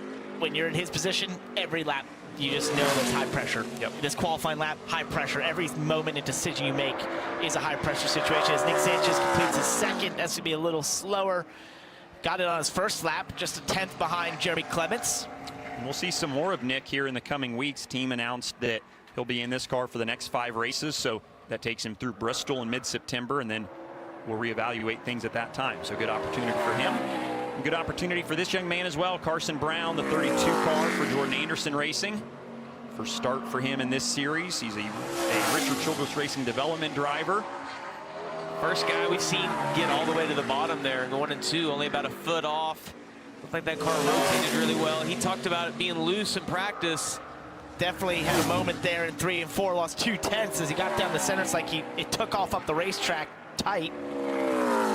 See if he's able to make up for that and improve on lap 2. Nice job. Got back to the bottom and just had to overslow it a little bit. You see the tracker just going the wrong way. We've got the top 5 all did it on their first lap. I think you're just going to have to make that commitment, right? I'm going to get it the first lap knowing the second lap loses so much grip. First lap going to be the lap here for Carson Brown, 24.47 on lap 2, a 24.30, about 2 tenths off of quick time right now, if you will, as Jeremy Clements holds down the fort. Chris?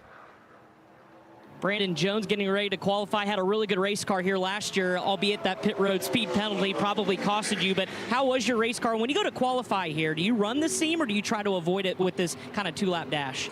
It is. It's an interesting qualifying line versus kind of the way that you start practice. I still think it's going to be in the middle. I mean, a lot of guys have gone out early here and they've all been to the bottom, but I saw that trend last year here as well where everybody went to the bottom and then one guy went to the top and ran fast, and everybody picked up on that pretty quick. So I'm still in the mindset of running the middle lane.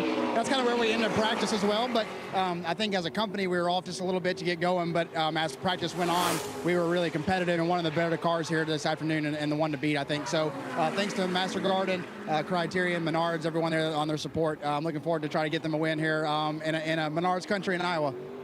It's such great information from Brandon Jones right there, Parker, because we were referencing everybody wanting to get to the bottom, but the prep work, and we heard Taylor Gray reference this, the prep work these guys do is they'll go back and watch qualifying. Obviously, we'll watch the races, but from the driver's perspective, you figure out where you think the most grip is going to be, and knowing that you have to do it in one lap, you're going to commit to a certain line, and these are the best reference marks you can have. When you go to a track that has the hash marks or these seams like this, that's the visual cue that you use of where I want to either put my left front, my right front, or a certain part of your car. As you see Harrison Burton probably was like, I'm going to split the seam. It's exactly what he did right there. This is where it seemed like, based on what those guys said, the fast lines were last year in qualifying. Saw Dean Thompson, he went to 9th. Teammate Harrison Burton, much better. 3rd for the 24 on his first lap, 24.30. Harrison gets around this place really well. 2 starts in his career in the O'Reilly Auto Parts Series, finishes a 4th and 5th last year.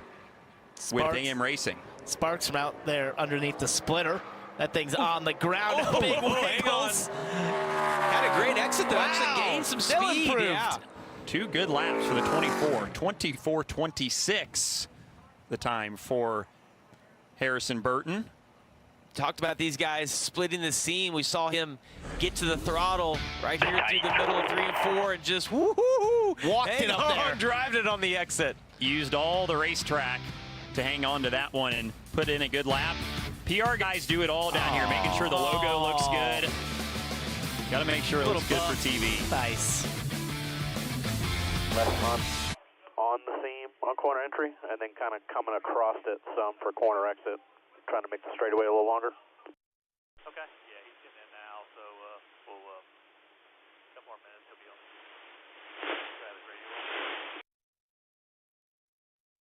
Yeah, I've been trying to watch him.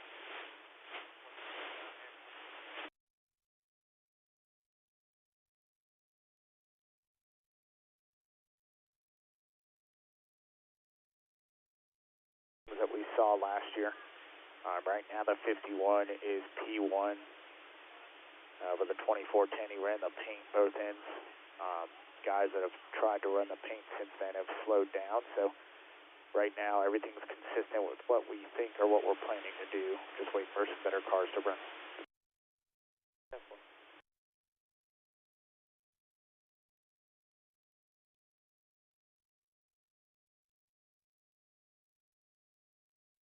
He ran a 10, and the guys that knocked up were like teens, so it was fairly close.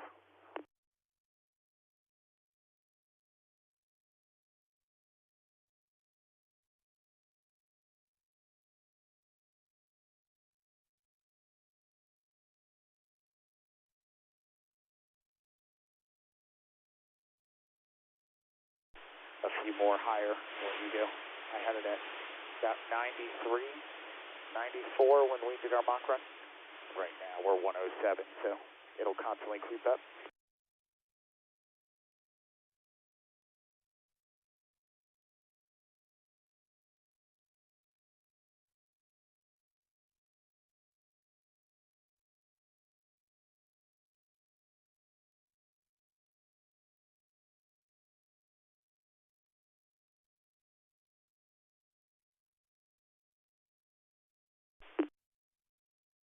Copy.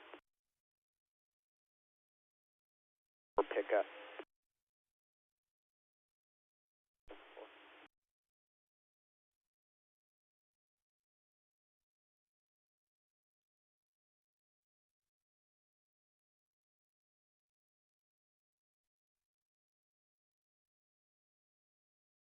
We go.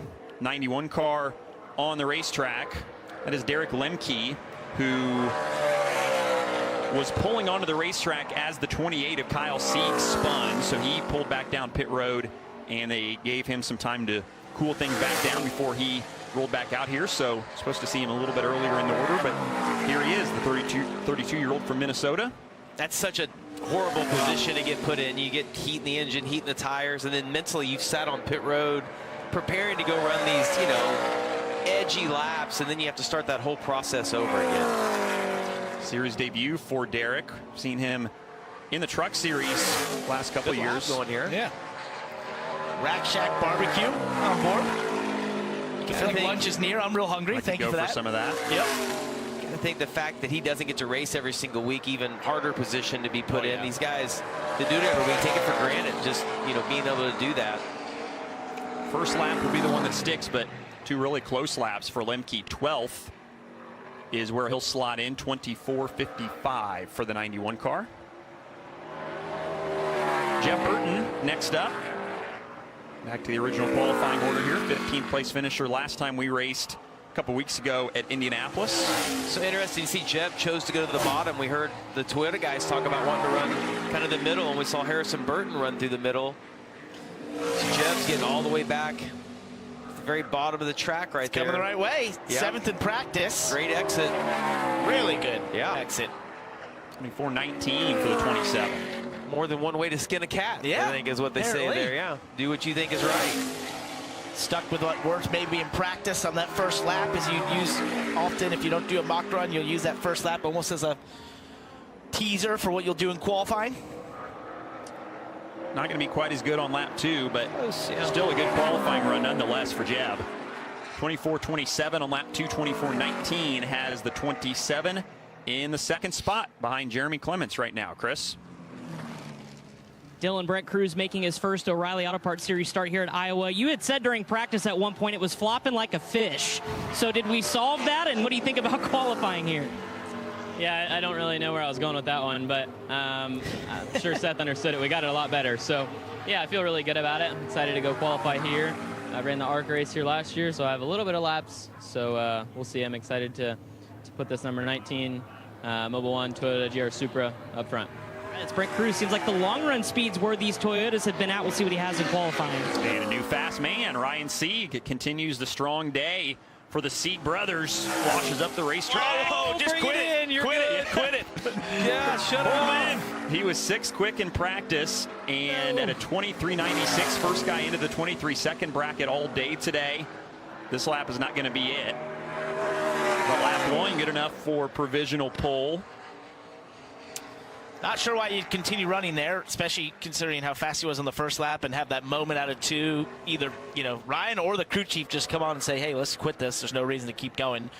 But really good lap there by Ryan Sieg he put together. It also puts in context how good that lap was by Jeremy Clements. 5th out on track. He's still in P2. It seemed like a really solid lap when he did it, and it's holding up really well. And that 51 car has been so fast this summer. So great to see that speed continuing as we get a look at Sammy Smith. Heard from him earlier with the Michael Annett tribute paint scheme. This is not going to be what he wants. He went out early in practice. He's ended up 5th here on the first lap. But we just have not seen many guys other than Harrison Burton be able to improve on that second lap. Well, Sammy's actually going the right direction right here. See if he can put together good 3 and 4. Actually, look at that. He continues to gain. Can he get the exit he needs? He heard you. He's like, watch this, Jamie. Yeah, well, fortunately, he had to get back to the start-finish line, but still, it does improve. One of the few guys to be able to do that right there. So decent lap at 24.14. 3rd for the JRM8. Driver of the JRM9 this week is with Kim. That's Ross Chastain. Iowa's been a strong track for you, but as you look at qualifying, have you decided how you're going to execute your Q run? Well, I thought I had a plan, Kim, for our logistics Chevy, and the more I watch, the more confused I get. So I was definitely committed to I'd say the top in practice, and never got many reps at the bottom because I just thought that's where I would be. So I don't know. I just still see a lot of rubber up there. I don't see them picking it up. I see a lot of cars running lower than I anticipated. So yeah, my first real rep at the bottom might be here in qualifying. But yeah, like you said, a lot of good memories here, but ready to make some more. Ross going out late in the order here, 4th from the end. And he's remarking what we've seen as well, which is that a lot of people choose to be at the bottom. As you saw, Ante Alfredo did the opposite. He sort of committed to that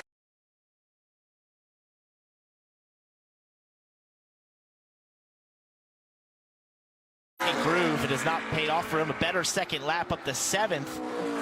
But really, what we referenced throughout this qualifying session, what Ross was talking about there, the amount of rubber that's in that second groove, it just that's a telltale sign that would not have the same grip as the bottom where everyone's been running. Well, it's like everybody migrated in practice to that, laid the rubber down, and if you look, the bottom is fairly clean, especially where the left side tires would be. Goes to the bottom and shoots up. Oh, man, that was a wild line. His Alliance not teammate, as wild as I thought he'd be. His Alliance teammate and Ryan Sieg fastest right now. But this will not be a lap to challenge that. Boy, he's using all the racetrack up too. Continuing to lose time right there. 11th on his first lap at 24.33. See if he can adjust. Looks to me like that car is just not doing what he wants. It's definitely better though. Look at that, only 1/10.5 off. So tracking the right way. Just looked almost tight in a lot of respects. Oh, he can't get to the throttle. Yeah, that car will not rotate. It takes off up the track. It's like he backed up one a little bit. Wasn't able to make it work in 3 and 4. Mayer, one of those guys that by no means comfortable on the bubble, plus 29. So certainly have this one circled as an opportunity weekend, and they're going to have to pass some race cars. They did that throughout the day last year when they got mired at the back for that issue on pit road at the end of stage 1, but can't imagine that was the lap they were hoping for. This is the guy that has been fastest all day, though. Jesse Love, fastest in practice, fastest on the 5, 10, and 15 lap long run averages.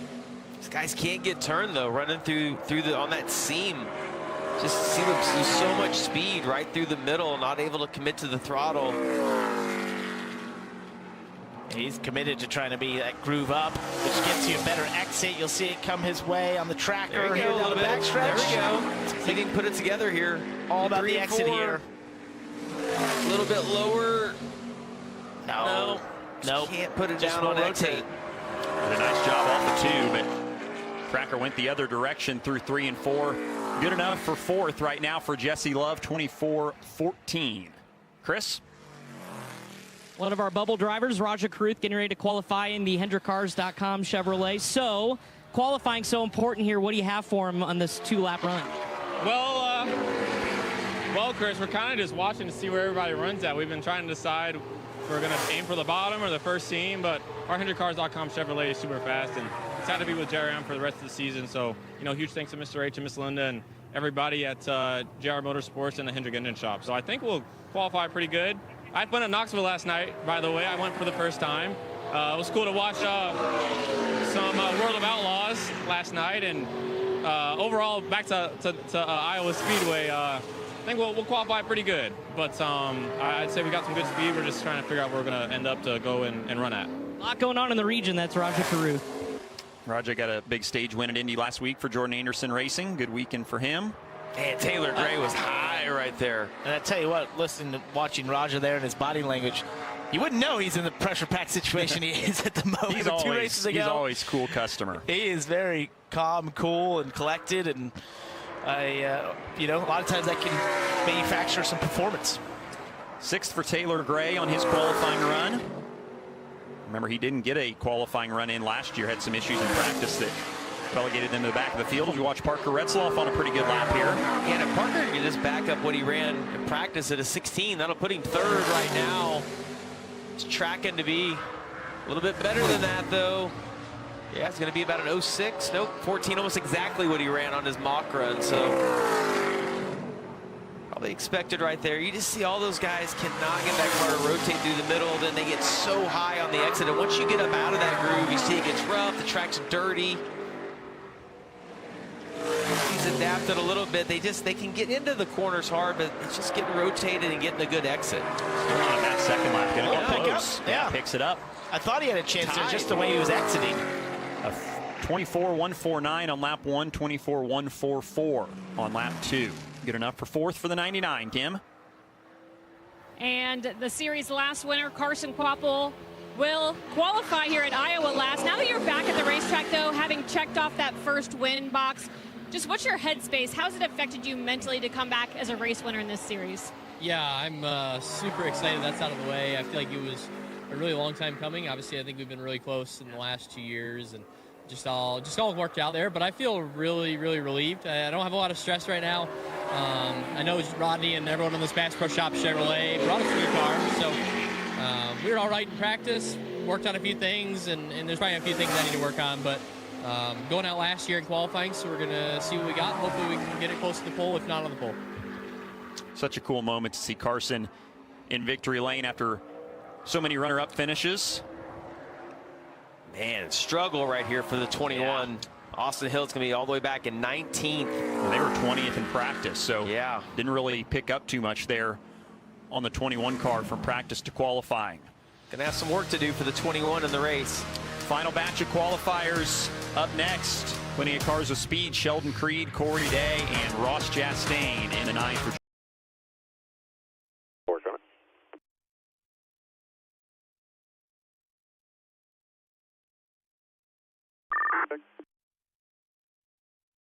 Yes, sir.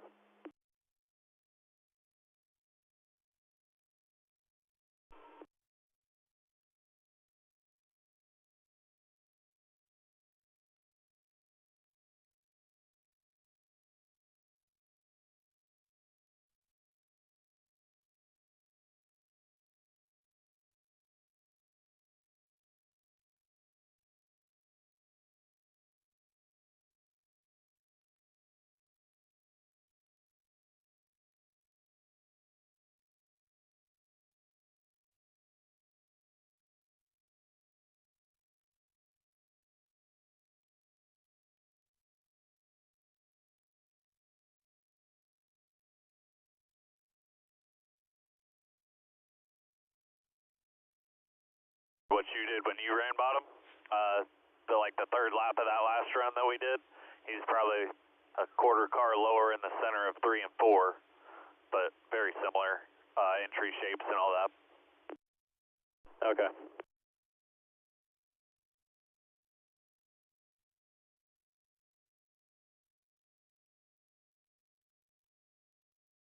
I think if you get in there and start sliding up, you're going to be terrible.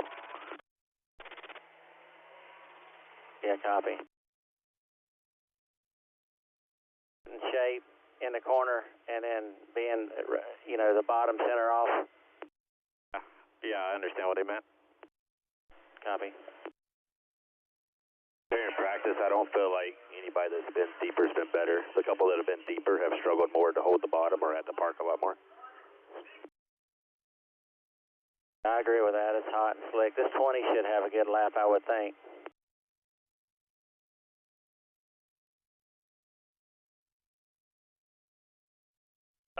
Got back to the throttle earlier than we did, but just didn't finish it. And then tomorrow on USA for the first time this year and for the rest of the year, Cup Series in action at 3:30 Eastern Time. Back to qualifying here for the O'Reilly Auto Parts Series. Dylan Welch, Parker Kligerman, Jamie McMurray with you in the broadcast booth. Kim Kuhn and Chris Wilner on the pit lane. We watch Brandon Jones, who with a start today will tie Kyle Busch for most career starts for Joe Gibbs Racing in the O'Reilly Auto Parts Series. He's committed to that line that he told us just a little bit ago, but you see the tracker all the way down at 16th for Brandon Jones. Didn't work. We saw this in practice. Oh, it's didn't have a lot of right there. Just no grip at all. Well, definitely better, though, a little bit at least, compared to the first lap. We saw this at Joe Gibbs Racing in practice. They didn't have a lot of fire-off speed amongst all their cars. Jones working his way out of 4 here to conclude his laps. 16th on lap 1, much better lap 2, up to 9th at a 24-24. You got to have your eye on Sheldon Creed, who's coming up in a few cars based on seeing Sieg and Clements up there. I know Mayer didn't have the speed, but these cars all come out of the same camp, and Creed had pretty good speed in practice. Another JGR car here, William Sawalich. Whoa. That's a lot of throttle action. Yeah, no speed down the straightaway, having to check up like that. See, he's choosing to run quite a bit lower than his teammate Brandon Jones just ran. That was a lot better exit right there for William. 11th overall, though, 24-27. Man, big commitment right there back to the throttle. Almost like a switch, just hammered the gas. See if you can carry some more speed. You see about a 1/10.5 off. Oh, just not rolling the center as fast as they need to. Yeah. Oh, it's frustrating. Check a flag. A better pickup, though. I think he was 11th in practice earlier. He's 11th right now. A few cars remaining. Twitter's just, you saw the aggravation of the car not doing what he wanted. This guy right here, though, Sheldon Creed, we got to keep our eye on him. Knowing both Sieg and Clements, who were first and second, come out of that same group. He goes to the bottom. All the way to the bottom. Yeah, look at that lap tracker. Really good time one here. Sheldon working his way into 3. Oh, yeah, a little late entry, turned it down. Oh, can he get the exit? Not going to get what he needs if he close. Second for the 00, 24-0-55. Oh, and he committed. Yeah, he was full send into 1. That's right. Yep. That was smart, though. He did. That's what you should do. If you go in and you miss the corner, don't burn up your tires for another set of corners. I was okay balance-wise, but we'll race from there. There you go. Optimistic. Good attitude inside the car. Pole winner at Indianapolis a couple weeks ago, and fast again here in qualifying.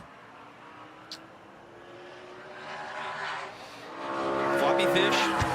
There he is. Yeah, and then he acted like he didn't know what Chris was talking about when he referenced that. So maybe that was just a impulse response in the car for Cruz. It looked to me like he did not come to the green good there. You saw him try to get to the throttle, and the car pushed way up. Spoke with Seth Schofka earlier this week, the crew chief. They've done a lot of preparation for this race. Seth said they've prepared more for this one than any other one they've prepared for all year. But the speed was not there in practice. No, and that's got to be frustrating. You work all that time and then don't have the speed when you get to the track. But in general, the Toyotas just haven't had speed today, at least in the short run speed. I think he's fine on the long run. And, you know, I thought the Toyotas last year in this race were good on the long run, too. So maybe that's just something we'll have to keep an eye on. Maybe not great on the short run pace, but as more rubber gets laid down, maybe they come to life here. And you can see it's not that he missed a corner. It's about the same on both ends of the track, 1/10.5 to 2/10, both ends. And, yeah, going to put him 13th right behind his teammate William Sawalich. All those JGR cars kind of right there together. Gray is in 8th, Jones 10th, Sawalich 12th. Yeah, I mean, they were just like clustered together. Yep, it's almost like they come out of the same building. Yeah, it's like they all have the same thing. Yeah.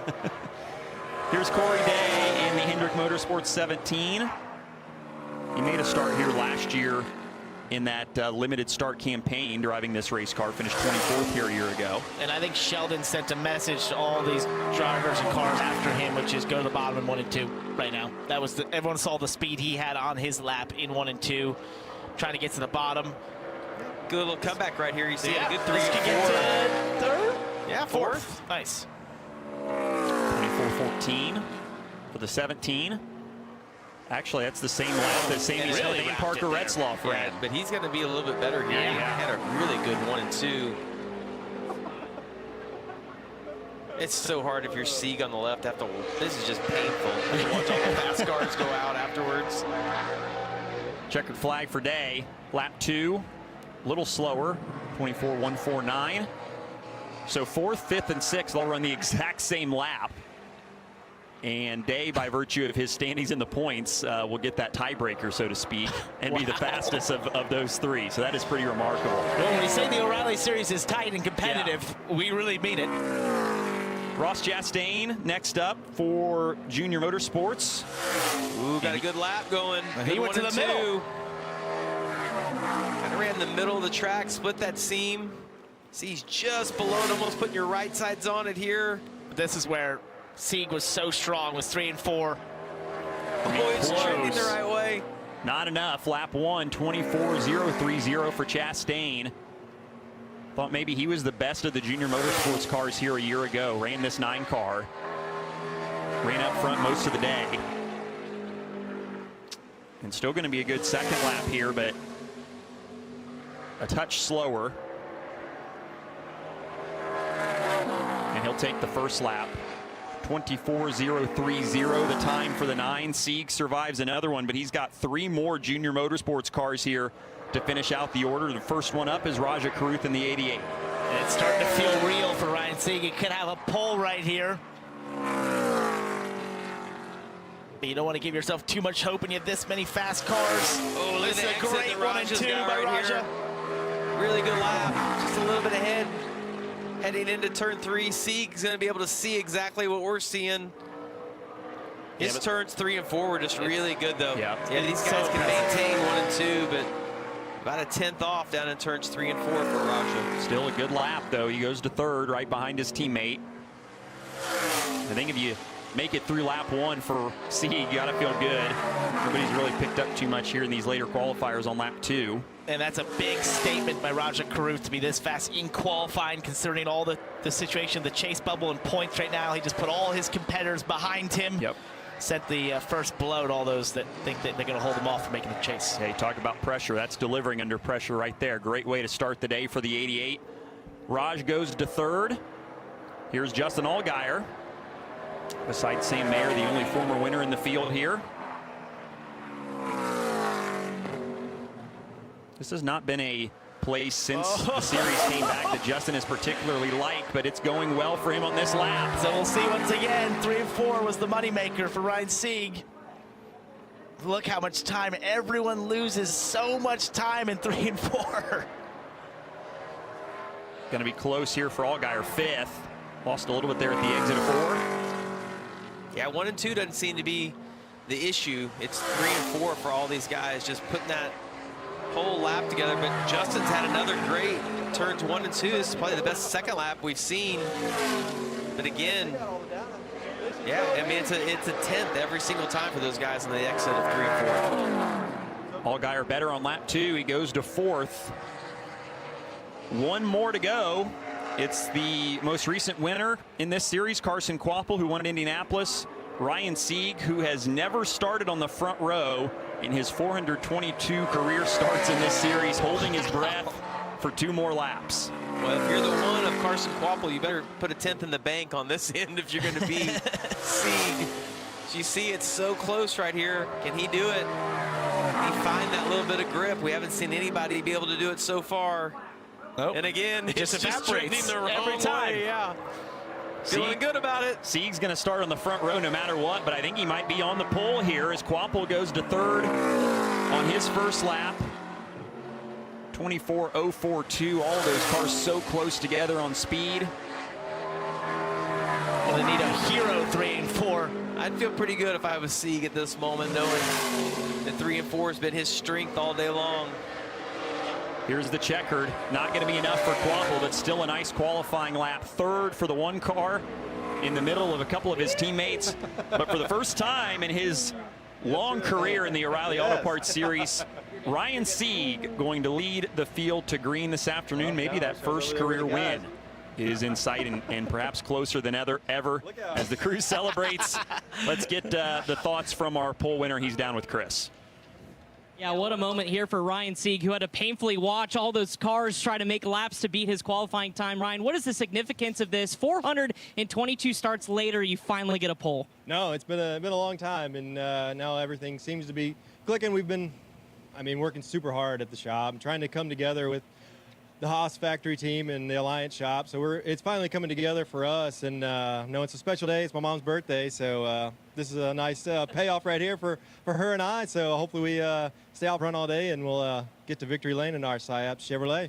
Absolutely. Happy birthday to Mom. Okay, we've got a couple of drivers up in our production booth, Parker and Jamie. They want to know, what were you doing in 3 and 4 that sets yourself apart from the rest? Do you even know? No, I really don't. I thought it was just an okay lap. I thought I was tight, actually, exit. I thought I couldn't roll the middle and get into the gas like I thought I needed to, but hell, it was good enough to get the pole here at Iowa. I think he surprised himself, guys. That's Ryan Sieg, your pole winner here at Iowa. Well done.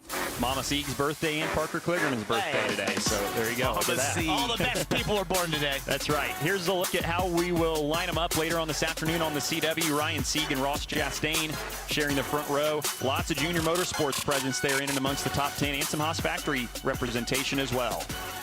Big statement lap by Roger Carruth there. I just think under the amount of pressure he is under. Jesse Love, I think the disappointment of qualifying after the speed they had in practice, how fast they were last year, he's going to have some work to do. Yeah, a lot of Toyotas right there. Also, you see row 7, 8, 9. Carson Brown going to have his first start in the O'Reilly Auto Parts Series later today. Austin Hill from outside of row 14 with some work to do. And Sam Mayer from inside row 12 there. Both those guys on that page, drivers we didn't expect to be that far back, so they'll be entertaining driving through the field. And here's the back part of the field.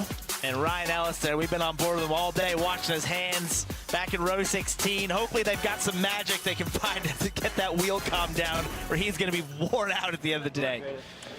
Well, great day so far for the 39 group. He and Matt Noyce, the crew chief on that car, worked so hard. And we talked about it last year. They ran pretty well here in this race. Had some issues on lap 2 that put them at the back of the field, but were able to drive through the field, finished 10th at the end of stage 2, and then ultimately clicked a couple more off to have an 8th place run. Maybe that first win could happen here. We've seen several of them this year. We'll settle the score and figure it all out later on this afternoon at Iowa. We hope you'll join us. 4:30 p.m. Eastern time is when our coverage begins on the CW. Until then, for Parker Kligerman, Jamie McMurray, Kim Kuhn, and Chris Wilner, I'm Dylan Welch. We congratulate Ryan Sieg on his first career pole.